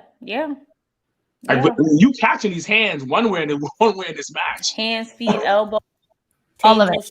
All of it. And also, even before GCW really started blowing up over the last year, GCW was mainly known for death matches. Of course, they've had a lot of other different types of wrestling over the last year, like Matt Cardona, Janelle. But even Joey Janelle, before he went to AEW, he was in death matches. You've had a lot of guys go through GCW. And so it shows the flexibility of GCW. So the fact that they had the collective and had so many types of wrestling, but it just shows at heart GCW knows that death match circuit, especially for not really being on national TV. They own that niche right now. But it's different, and it's also the reason why I wanted to I didn't want to shit on it a little. I didn't want to shit on it at all, because this was the first time two black men were in a death match against each other. Yeah, that's true.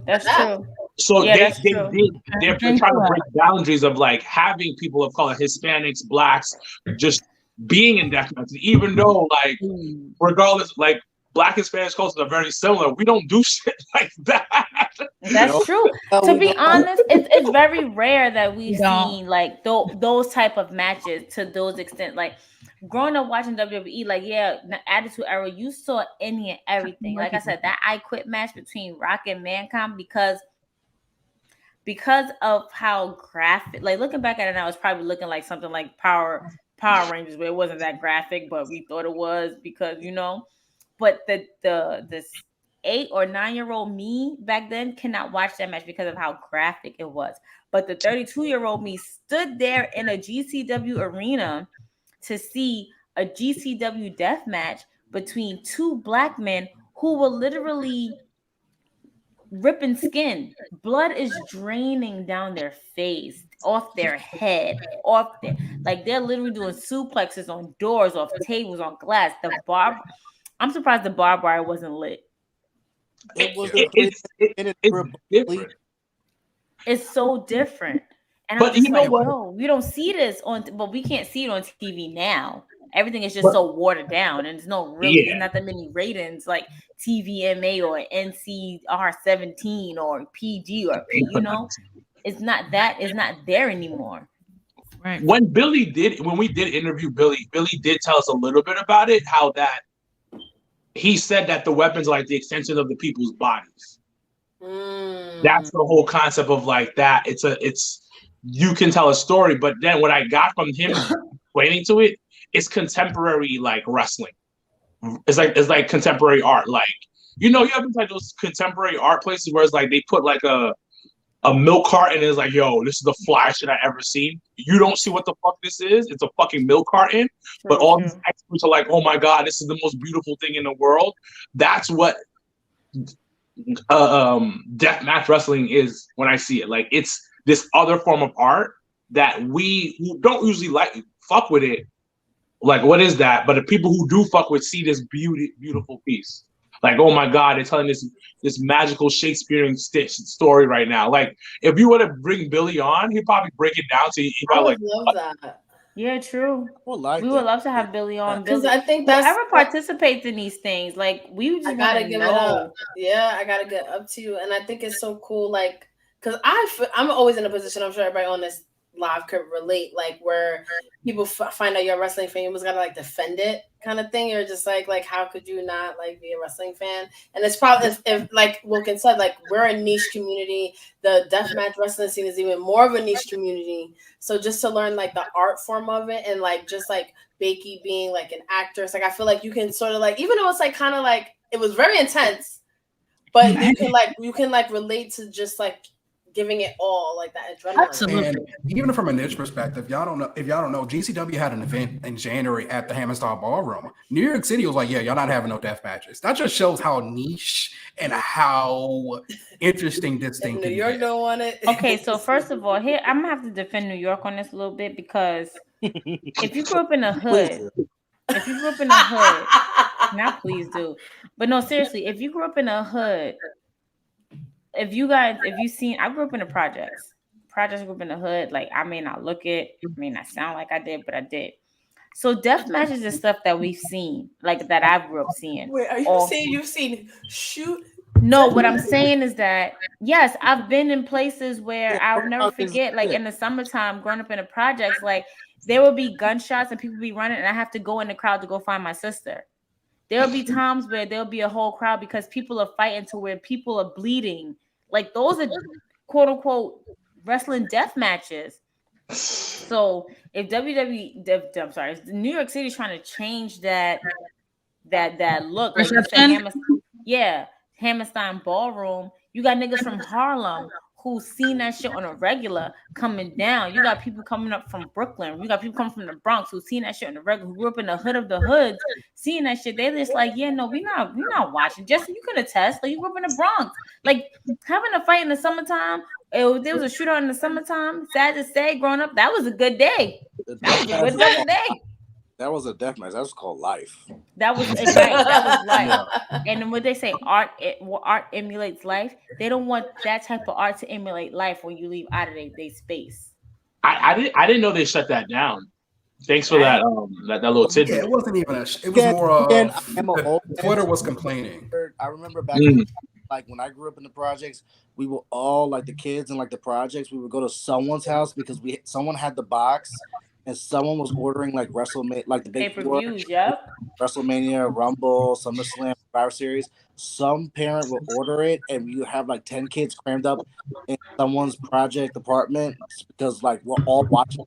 But at the same time, it was like the parents were like, you know what? They're not on the streets. They're not on the street. They're in the house. They're in somebody's house. They're safe. Exactly. It's the early 90s. They're not on the streets. They're not worried about bullets and none of that BS. They're in here watching Hulk Hogan get tombstone by the Undertaker on a steel chat, or watching Bret Hart his first like single title, or watching WrestleMania 7 or 8.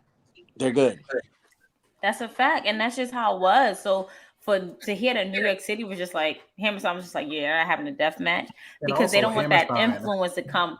There's a lot of shit that New Yorkers have influence on other people who come out of town and think they can do it. We have influence on everything. Yeah, we have a lot of influence on everything. By the way, I think it's a piece of that, but I also think New York is the New York Sports Commission is just run by the mafia, and they don't want no extra shit. Like, and also, Wilkins, fun fact, they actually had a member of the commission there, and also they told GCW, if you're not finished by 11, like you're on some Peacock, on some pay-per-view. So to see them in Dallas at the Collective, And first but off, I also feel like because you said that, they also want a money aspect out of it. You know, like they want to be on one of them streaming networks where they can get paid from it, and they feel like deathmatch is not gonna sell. No. However, there are a lot of people that we don't know about that are into that will buy into death matches alone.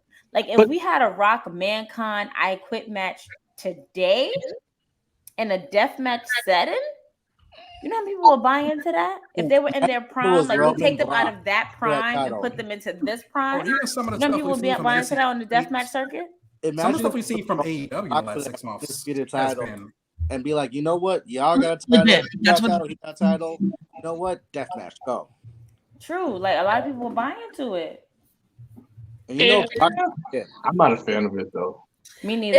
I'm glad I experienced it for once, but like I that does nothing. Like what I love most about wrestling is that I could get lost like in the imagination of it all. But like if you're like legit getting your forehead fucking cut open, that it just kind of like kills. Yeah, it takes some good kayfabe storytelling. Like I knew I was finding out I was going to see the death match because Billy Dixon, like I said, they sold that match on Twitter. But if it was just like two random guys and I was like, all right, why are we? But you got to understand. But like y'all said, it's a niche thing. Like I'm into technical wrestling. I like strong style. I like indie wrestling. Some people like sports entertainment.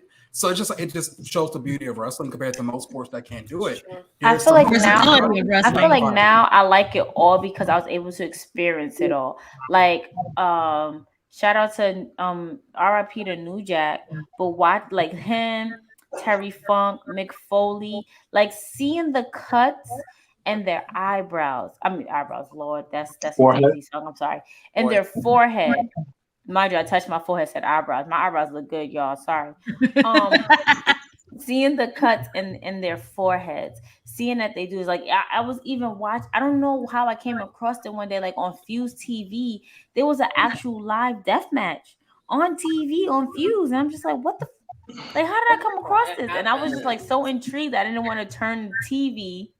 Because I'm just like, damn, what am I gonna miss? Like, am I gonna see somebody die on TV? But I do appreciate though, like in this niche, in that niche realm, like you think it was like that two black men were able to have the first one and main event it, and like we were there. I feel like that part of it was like really cool.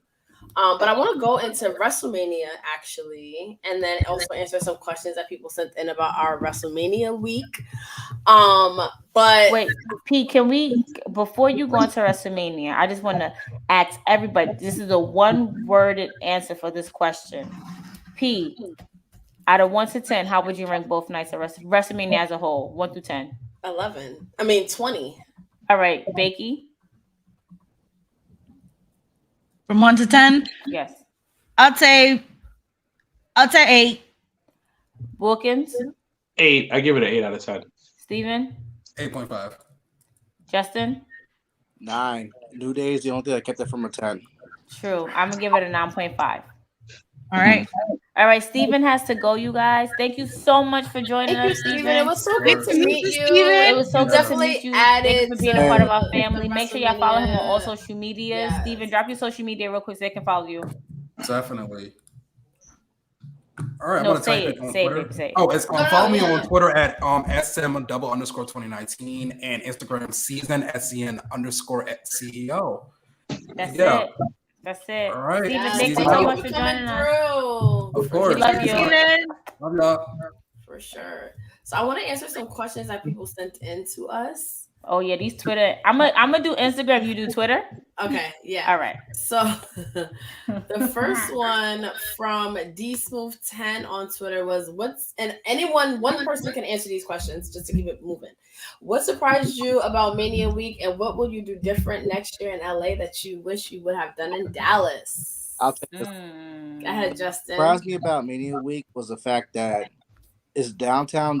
It was Dallas, and Dallas apparently spread out between Fort Worth, Irving, Arlington, but everyone surrounded themselves around downtown Dallas to where, as someone that went to New Orleans for 34, it felt a lot where everyone was running into each other, talent, fans, wrestling community, and everyone kind of like intermingling with each other in like one specific area.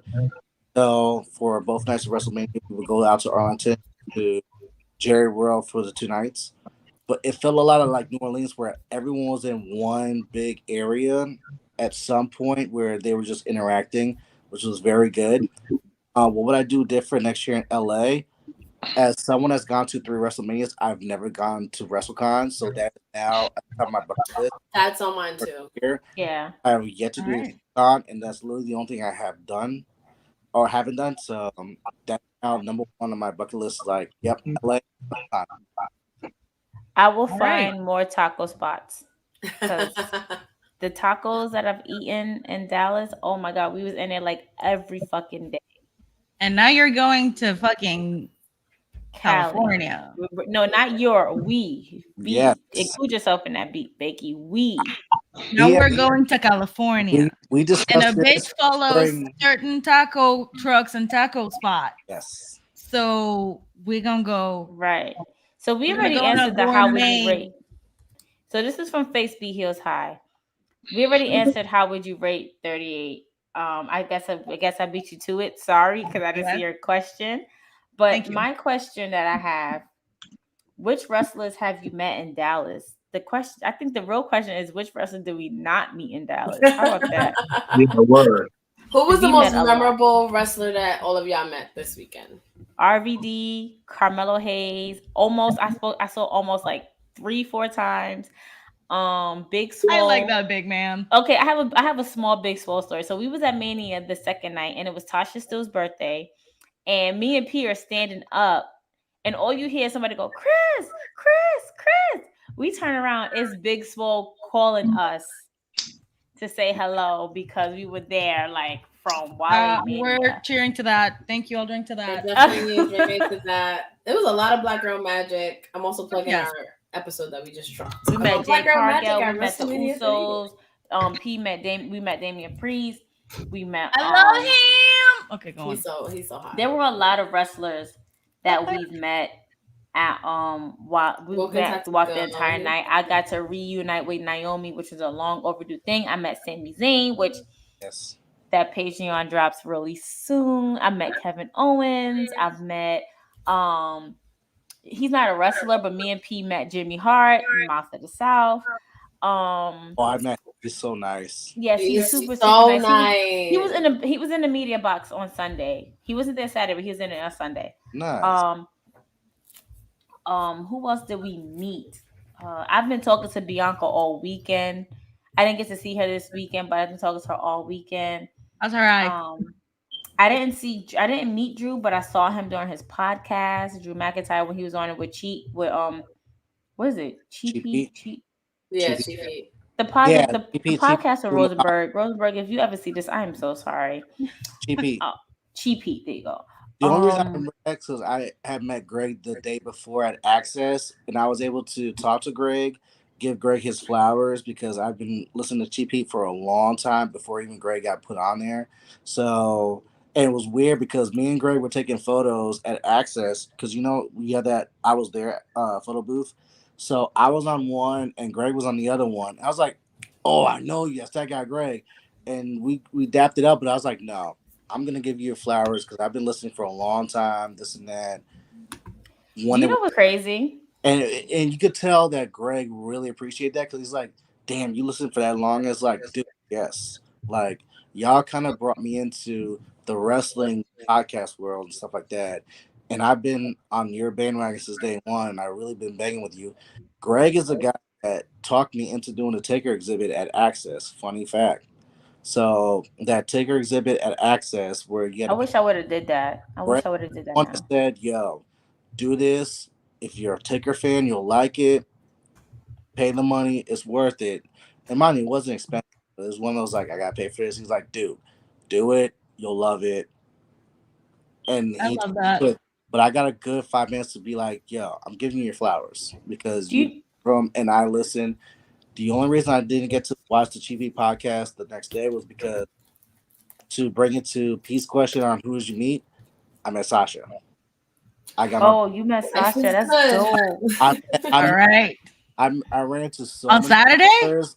I ran into so many wrestlers. I met so many wrestlers, but the one that I put on top of my list that was like, I'm doing this no matter what, If you know me, if you follow me, Sasha Banks is my favorite wrestler of all time. I've been banging that drum since 2015 when I've been saying Daniel Bryan brought me back into wrestling, but Sasha Banks kept me here. I love that. I love that so much. Yeah, Let's take a drink to that. I love that. Sasha Banks Bailey Brooklyn is the reason why I became a Sasha fan. Because I was a fan of hers before, but that's what kept me in here when Daniel went away for injury, and the Authority almost got me out of here. And I met her Friday at a meet and greet, and I got to actually not only meet her, but since I was the first person in line to meet her, and I got to be the guinea pig for that meet and greet, I got to give her flowers for a couple minutes and be like, "Girl, if I can cut a 30-minute promo on you and say how much you mean to me." I love that. And then to see her again at the Access panel where it was her, Naomi, after they just won the tag team titles, Charlotte when she retained, and then the added surprise of Lita and Trish Stratus, who weren't even advertised. I was just like, bro, you got all 5 of these beautiful Hall of Fame women in the same room. Oh my God. I was just like, well, I'm not even gonna ask questions. I'm just gonna record and just take. And then I recorded all their entrances, especially Sasha's, and she quote tweeted and was just like, "Bro, this is my crew. I'm quote tweeting your shit." Boom. And I was just like, I love that. I love that. I was like, for it to go from I've never met her and I've just missed her at some points, and this is a person that I've probably seen the most in like live shows and stuff like that. And the last time I saw her, I was ringside screaming at her while she was wrestling Charlotte in the dark match of SmackDown. It's like, yeah, kick her ass. Kick her ass. I'm so glad that you got to remember all of this, unlike P, who totally forgot that very special night. It was a dark match in Charlottesville. I happened to be ringside and I got on TV for like 2 segments of SmackDown, and that was a dark match. And I got to scream at her, and it was like, oh my gosh, she can actually hear me. Let me actually PG this because Charlotte can hear me too. But to go from that to like I'm actually physically beating her and being the first person to meet her and angry and just like, bro, let me give you your flowers real quick because I know I'm on limited time. I see these WWE officials look at me like, yo, what the hell? I'll be like, I will fight all of you. This is the You want to know who I met at Wrestlemania and I didn't expect to meet, and my voice was so fucked up that I had to like speak like he had a hearing aid. Who? If you guys know, you know. I met the Honorable Tim White. Ooh, nice. Yes. I was going to get me and P some water, so we had to lubricate before we started yelling for Stone Cold and Roman and all of them. And I went to go meet. I was at the bar getting water, and I met Tim White. I was like, Tim, I'm such a fan of yours. I've been watching since Attitude Era. Like, you're such a great referee. I love you. But I also forgot to say I met Becky Lynch. Oh, you did. You did? I saw pictures. Really? You did? I did post pictures of Becky Lynch. I also, if you watch our episode, her little promo that she did against Bianca is in our episode. I need to go watch. It really is. And we also have a fun new drop too. Oh, we have a few drops. Yes. We have a few drops. I'm just trying to figure out the right placement for them, P. Yeah. We have a few drops, but you'll figure that out. Right, we'll figure it out. Oh, I feel like overall, all the wrestlers we met a lot of them. So I mean, even not even meeting them, just like just in passing, being in their presence. But speaking of Rey Mysterio, because we was in Rey Mysterio's presence and Dominic Mysterio's, we have a giveaway, P, and I'm gonna give this away to you. Announce. I want it. I don't want to announce it just yet. I just want to remind I just not announce what the giveaway is. So we're giving away a deluxe edition of WWE 2K22 deluxe edition with Rey Mysterio. They were playing that at Access, and the graphics on that is so good. Insane. The graphics are amazing. I was on the order of getting it, but when I watched them play it on the PS5 and the Xbox, and I was just like, wow, this is like, that's like the best. Really cool. Do it. The graphics are fucking amazing. And then I think what really sold me is because after the famous Will Smith slap to Chris Rock, they actually made in 2K22 Chris Rock and Will Smith fighting. No, I'm serious. I'm serious. It looked like Will Smith. It looked like Chris Rock. Can you send us that link on the group chat? I know, right? I need pictorial and video evidence of this, but I'm down. Listen, it was simply amazing. Do you have another question? Because I feel like all the questions that I have from Instagram is what we answered already. So we did answer, but I would like for Becky one because she wasn't there, and I haven't rewatched anything except for the Stone Cold stuff. How did WrestleMania 38 rate to you as someone that was just at home enjoying it? How do you rate this in the last couple years? How was your WrestleMania experience? Okay. All right. Okay. So here's my WrestleMania experience. Okay.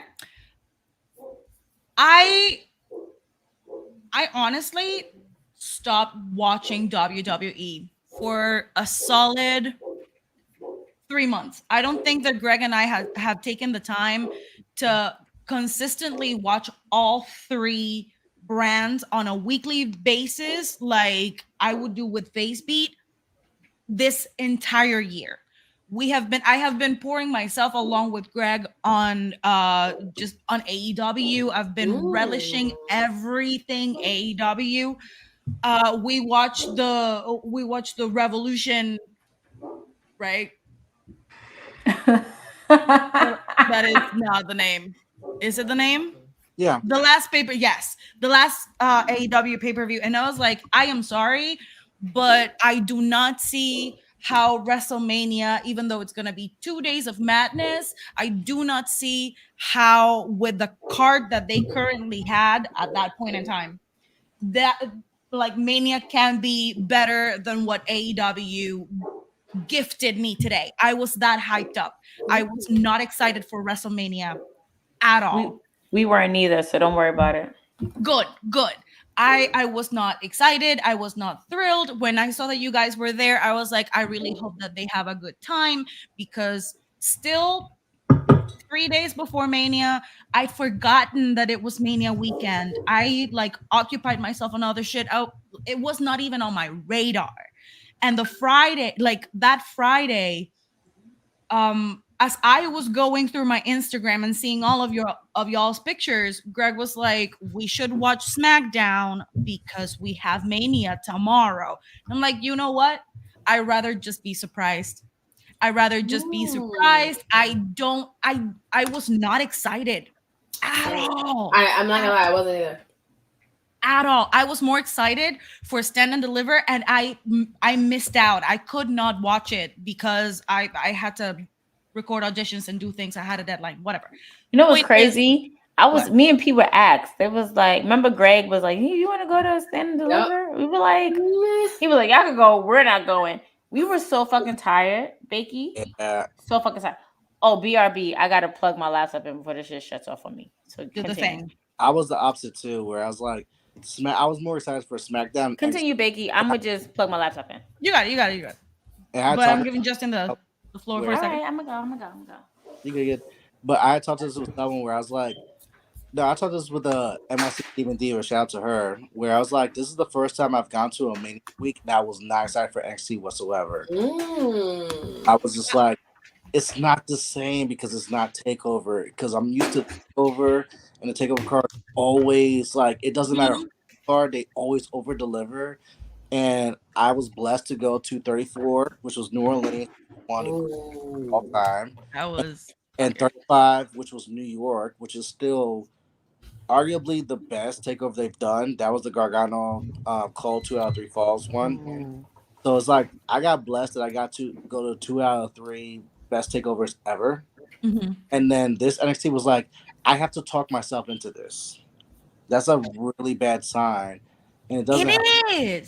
And it didn't help. The tickets were like, I can get on the floor for like $100. This is not a really good sign. Where these tickets used to be very high commodity. Where, do I really want to go to NXT and then night one WrestleMania back to back? But then I have to talk myself into NXT, where that never used to be the same. Where I'm more excited for a SmackDown, even though Battle Royal. When does that happen? Even though there's a Battle Royal, even though Ricochet, who wasn't on the Mania card, is gonna have a match. even though Finn Balor, who also didn't have a match, showed up two times on SmackDown, I was more excited for that than NXT. And I was telling her, like, Dad told me what the state of NXT is at, where you used to come into Mania week, you're super excited for NXT. I'm showing up for NXT. There's no doubt in hell I'm going to TakeOver. Where this year was like, I got to talk myself to NXT.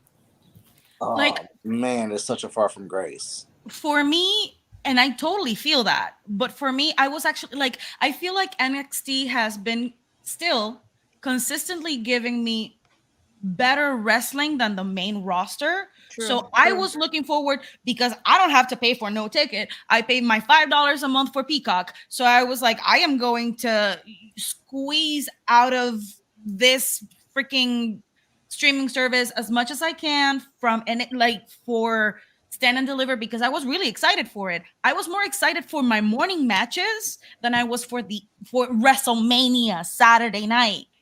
And I totally missed out on NXT. Could not watch it. I think I only got to watch I just got to watch Cameron Grimes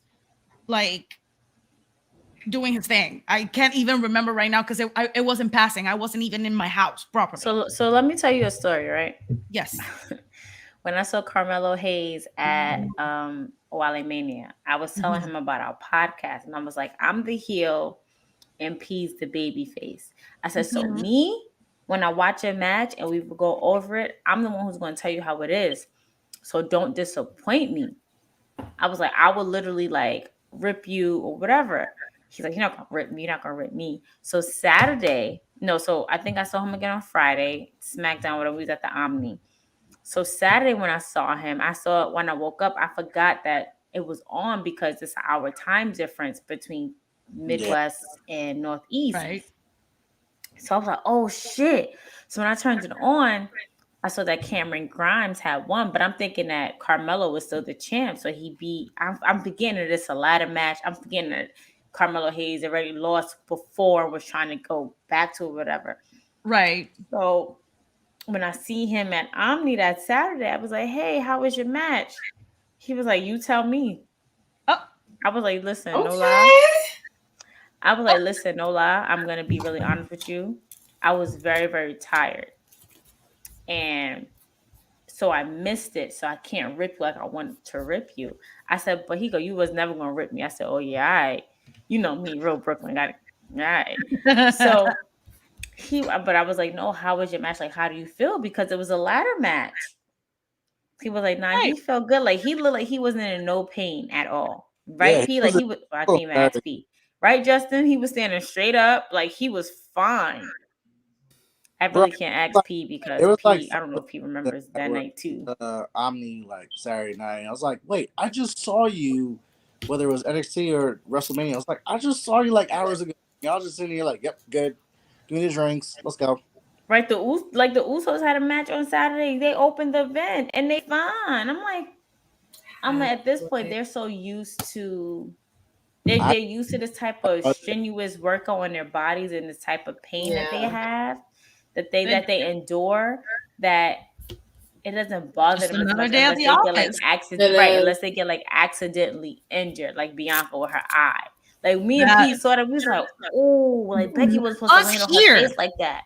Us here, the angle, that's another thing. The camera got it right as the fucking heel hit her right on the face. It looked rough.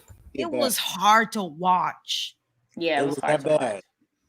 Huh? But she took it. No, I was saying I have yet to watch it back, and I was on the floor. So when you're on the floor, sometimes you miss certain angles because you're looking at the ring instead of exactly instead of the screen.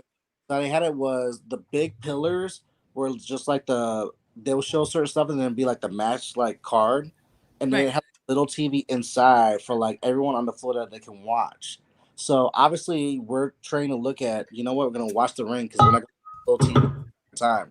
We spend all this money on the floor or risers that we're gonna look at the ring instead of the match. So I missed where Becky legitimately booted her in the eye, and we were just like, It was rough. What happened? No, we saw it because I was nervous for her. When we were sitting at, like, we had to look up at the screens. Like, even when we and people were sitting down closer, like for a Stone Cold KO, we were still looking up at the screens because some of the stuff that was going on in the ring, we couldn't see every detail that we could see on the screen. Yeah. Right. So it was just like, that is, I gotta say that is an advantage, a benefit of watching from home. You get to see the nitty-gritty, the little, the detail, the minute things that happen that in the furor, that's the best word in Spanish I can think of, like in the excitement of the moment, you don't notice. And that moment was honestly, I thought that Bianca was done. I was like, oh no. No, the part that we thought Bianca was done at was when she hit them steel steps and the referee was on 9. Yeah. It was I don't think I grabbed Peace. So if I left marks in your arm, that's me. If I left marks in your left arm, that's me. Okay, baby? No, nobody else. That's me. Because I don't think I grabbed Peace. Nobody's doing you nothing hard. And I'm like, no, Bianca, let's go. Like, I'm literally it was so intense. That was the most split crowd of, honestly, as someone that was on the floor both nights, that was the most split crowd I experienced for one match the entire card, that entire weekend. Because they were really like Bianca or Becky, and everyone was just like, we are into this no matter what. You are the other. If you're the other side, F you, we're going for this girl. And okay, you're going for that girl, then F you, we're going for that girl. Yeah. It was really split. Like the match of the Atoms. I had to so, you know, being that we have conversations, you know, these wrestlers, they talk to their fans. So I was just like, hey, you know, how you feeling? How you doing? She's like, yo, my eye is swollen shut, but it was all worth it. I was like, hey, if you would have lost, we would have rioted. I promise you, if Bianca would have lost, I would have never seen Stone Cold. And they did such a good job at teasing it in the beginning with thinking it was going to be another 26. Because I think that just got us. Why did they do that? We were like, from jump screen, we were like, wait, the bootleg rock bottom, aka the manhandle slam. And I'm just I almost had a fucking heart attack because when the match started, I realized that I was not wearing anything for WrestleMania, like that was wrestling relevant. So I run my ass over to my bedroom to try and grab a fucking t-shirt. The only shirt that I keep on like running into is my fucking Becky shirt. So I was like, I don't want this shit. I finally find my Bianca shirt, and as I'm pulling it out, I wish it had been this one. It was my other shirt, but that's fine.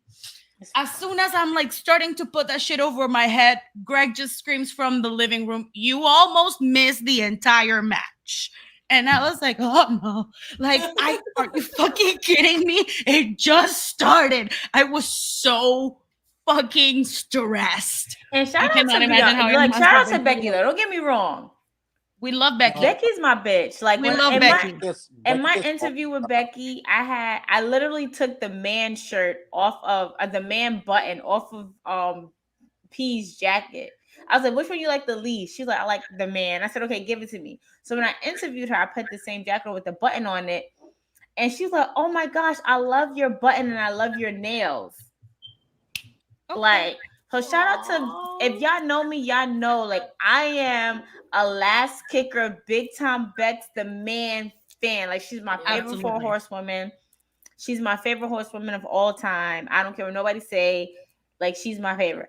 But can I give Becky her flowers real quick? We giving Becky her flowers. She's amazing. She's gorgeous. For someone that saw Bianca Becky in person before this match happened, so I was at the SmackDown show that you guys went to, same as me, in Madison Square Garden and whatnot. And I drove back home because they had a live show in DC, and they actually did Becky Bianca. So this is the first time they actually touched each other since Becky came back from the maternity leave and whatnot. And I was telling people, like, this is the best match I've seen from a women's match. Madison Square Garden, September last year? So that was the MSG show, and then I went back home to DC because they had a live show. And that live show was the first time they had Becky and Bianca touch each other. Yeah. And I was telling people, like, this is the best I've ever seen Becky in the ring. She looks faster. She looks stronger. I don't know what the hell. She is That's a better. fact. But she looked Better. I was like, if they give us this on pay-per-view, we are a goddamn treat because they just gave us like a pay-per-view quality match. And so to see that come full circle at WrestleMania, like, so when I saw that live match, I was just like, oh my God, this was amazing. If we get this on pay-per-view, this is going to be great. To the Mania match, which is like, and by the way, Bianca, for your first two Mania matches to be Sasha Banks, which I honest to God believe is the best women's WrestleMania match of all time, to then go from that to this Becky match, which I think is literally right there, 1A and 1B. They're neck and neck for me. Yeah, they're neck and neck for me. That's Greg like said something really interesting. What's the common denominator? Bianca. The common denominator. That's right. That's right. Bianca Belair, who is not the future, she is the now. She is here. She is alive. She is Mrs. WrestleMania. I'm sorry, Charlotte Flair, but Becky just gave us two of the greatest women's matches at WrestleMania of all time, and you cannot even dispute that. That's true. You cannot dispute that. And what Sasha did last year in the rain with the rain delay, and what Becky did this year, when out of all the matches going into WrestleMania, to bring it to the Baker's comment where she was like, I wasn't really hyped about this WrestleMania. I also wasn't there. None of us were, to be honest. That's a fact. This was the match I had circled to be like, if anyone's giving us a banger, everyone's picking like Edge, AJ, or everyone's picking Rock, Roman, Brock. I had this one circled because I was like, I've seen this already. I know what this is going to be, and this is the one I'm looking forward to. For them to over-deliver and be like, dude, this was like Kofi Mania for Bianca. Like, holy shit. Yeah, it was their night. Holy That's shit. A fact. Like when they teased the beginning of the match, I almost got up on my seat. I was like, I'm ready to fight Vince. Do not do that ever again. I will fight your old ass right now. Don't do that. Listen, the way he got in that ring with Austin, it's okay. But anyway, I want to say thank you guys. Give the ladies their flowers because Becky deserves flowers because from her opening package too, using the Then Not Forever. And then that was my favorite. Chef kiss. Chef's kiss. I hit P. I was like, yo, that she used Then Not Forever. Oh my God. Fire. They all deserve their flowers. That was such an incredible match. That was easily the match of the weekend and easily like, honestly, Sasha, Bianca, Becky, pick one. They're literally right there, but they were just so goddamn incredible. That's a fact. Greg said something really interesting that I want to share with you guys. And shout out to my husband for being the genius that he is. We love you, Greg. We love you, Greg. He said that a really smart move would be to start creating the hype for Bianca to have a new record. Now, right now, she is 2-0 for Mania. So, like, let her be the new Undertaker. That I mean, not until like 50 years old or whatever, right? But like, let her be the new Undertaker. Let her have a streak because she is 2-0. Let her have a streak. Let's fantasy fuck. Listen, we breaking streaks because we broke Sasha's streak for losing streaks at Mania, so we could definitely build a streak for Bianca. All right, but we definitely have to get out of here really soon. So we definitely promised our fans that we would announce a 2K22 giveaway, which P has been itching to give away. So P, who is our winner? Announce our lucky winner for tonight. I gotta go make cheeseburgers. I'm hungry. Okay, so I'm hungry too. But Justin, I want you to say what you were gonna say because you were one of the reasons why my Dallas weekend was one of the most. Justin, you were super fucking when I say MVP, you were a fucking amazing, Justin. Yes. Thank you so much for everything. Krista, so much, Justin. Let me get this giveaway because I said I was gonna do it at 9:45 and it's 10 o'clock. But I was able to use Gleam.io for this giveaway. I want to thank Sean who gifted this game to the show. Thank you, Sean. We deluxe edition of the 2K22 game with Rey Mysterio on the cover for the 2S5. So I was very excited when I was doing this while you guys were like talking or whatever, because I like when our giveaway winners are like people that we know. I don't know this wonderful lady, but I was able to be, I think, on one news show with her. And she is with the wonderful group of Women's Wrestling Talk. If you are not following them, I suggest you do that because they are really pumping out content. They're doing their thing. I hope I'm saying her name right. Druin Santana. Congratulations. Thank you for entering. You have won this special edition of WWE 2K22 for the PS5 with Rey Mysterio. So thank you for entering. Thank you, everyone who entered. I think she was in Dallas, and I think she was in Wrestlemania. I feel like I said was she? Druin, were you in? Hey, in Dallas? You spelled Santana wrong, baby. You forgot it. N-A. Thank you for bringing that up right now. That helps. I'm sorry. It just bothers me. Thank you. I mean, it's fine. But Druin, please DM us and your address. We will definitely send this out to you. We have stickers. I got new business cards, and we will send this out to you. Thank you, everybody that joined us. Yes, congratulations. Krista, thank you. This was a really special Thirsty Thursday. Yes, thank you. And Pete, thank you so much for adjusting it for me because I really am booked and busy for the rest of April. That's what we love to hear. Going into May. Like, I am booked and busy. So thank you, Pete, for literally working with my schedule. You're a queen. Thank you, baby. Thank you, for baby. doing this for me. Oh, Drew, you were in Dallas? Okay, so we gotta definitely I know. Drew, did we speak? Did we hug each other? If you hugged me at Wrestlemania, she hugged the both of us. I apologize. I'm so sorry. See, I remembered that she hugged me. We spoke, but I was in the midst of finding your stuff. That it was a quick hug, and we couldn't even speak. What had happened was. Thank you. What had happened was. Thank you, Justin. Thank you, Drew and Santana. Yes. We love you so much. Please make sure you DM us to get your 2K22 special edition game with Rey Mysterio on the cover. Make sure you play as him. Let us know how it plays. If you have a Twitch channel, if you do something with women's wrestling, so we would love to know about it too, and send us. And I also just want to close this out because this was a really special one for us, particularly for those wrestling girls. And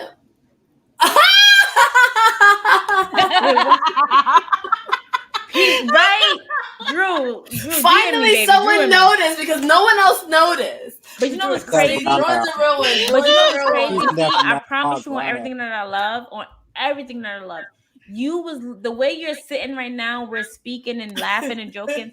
That's how you were on Wrestlemania. So I didn't know you were drunk until the next day. You was like, you don't remember half the stuff that happened. Like from when we walked in the door, I would appreciate it more if you was like, yeah, I don't remember going upstairs, but you was like, you don't remember giving the lady your ticket. I'm like, man, what? You gave your ticket before me. What are you talking about? You should have brought her on the floor where I was. You gave your ticket to the lady before me to scan. All right, I know that we need to get going. I just wanted to say real quick, as y'all know, or as most of you know, if you don't know, now you know, I am a neophyte as far as wrestling comes. I am a newer, how can I keep saying that I am a newer fan and I have had a wrestling at this point, you're not a newer fan, baby. You're a fan. That's true. I am a fully fledged fan, and I really enjoyed the Sami Zayn Johnny Knoxville match. It was surprisingly great. So good. It was so good. Johnny did his job. Fucking Wee Man. I told you, Chris, at the loudest pop of that entire match. Yeah, because we were. You know what's crazy? Somebody behind us was like, "Where's the short guy? Oh my God. Where's the short guy? Where's Wee Man?" And I'm like, "Bring Wee Man," and then he was there. We were jumping for joy. Somebody kept asking, "Where's the short guy?" But you know what's crazy? I need you guys to listen to. Make sure y'all tune in on Friday because I actually interviewed Sami Zayn before his match. And for the first time ever in WrestleMania prediction history, I was wrong. Oh, I was wrong. Did you humble yourself? Well, me and Sami Zayn had a really, really good interview, had a really, really good conversation. So please make sure you tune into that. And please make sure, because I'm definitely going to release my Naomi interview and my Kevin Owens interview that I got. So please, and I might release that Becky Lynch interview. But if y'all saw the episode, I saw Becky Lynch was in it. So I don't know. I might save that for a little special treat. What you think, P? I should save Becky for a special treat? I think you should. All right. Yeah. We just want to say thank you to everybody who joined us. We're gonna literally retweet everybody's social media handles and everything on our Twitter because we know y'all follow us, so you guys are gonna follow them. This is Wrestling Family. This is our last call. Thank you for everybody joining in. Thank you for Steven. Thank you for Brian. Thank you for Wilkins. Thank you for Fam. Thank you for Justin. Becky, it's so good to see you. We definitely have to have a dinner with the three of us, or maybe the five of us. Becky, I need some of you in my life. Yes, we need you, Becky. We need you. I miss you guys so much. We're gonna do something. My birthday is coming up, so we might figure something out. Speaking of birthdays, shameless plug, because and we are leaving soon. I will be doing a 12-hour stream on April the 19th, a day before my birthday, to receive my birthday at midnight. So if you want, come and check it out. Cool. We're gonna be playing games. We're gonna be probably watching some wrestling because that's what we do. And so come and hang out. Come and check it out. My Twitch channel is Crispa Contreras. So Crispa Contreras, or twitch.tv/Crispa Contreras is the best way to find me. Come check it out. Instagram, all of the things. Shameless plug. I'm done. Love you guys. We love you guys. Justin, plug yourself real quick. Plug yourself real quick, Justin. Our Justin. family. I'm easy to follow at Twitter, IG, Twitch, whatevs. It's Justin Rich, RTCH. Very easy. We love you, Courtney. We love you. Yes, Courtney. Oh, we are definitely coming down to DMV. Oh, very soon. When I get Juju 2.0, we will listen, Juju 2.0 is loading. She's coming. So I'm definitely driving out to DMV. We're going to have Becky with us. We're going to have It's Britt Waters. We're going to have Brian. But I'll be there. Richie, Justin's going to be down there. We about to be lit in DMV. And all I know is that if y'all not with me, I'm going to get my fried lobster tail with or without y'all. That's a great on that note right there. On that note right there, it's your girl Krista B and Queen P.R. And we are out. Thank you for joining us for another Thirsty Thursday. We love you guys. Mwah. Next one is May 12th. See you there. May 12th. See you there, y'all. Bye. See ya. And everyone, tune into Becky's stream. Happy birthday, my birthday stream. Her birthday April 19th from noon to midnight. Bye. We love you. Love you.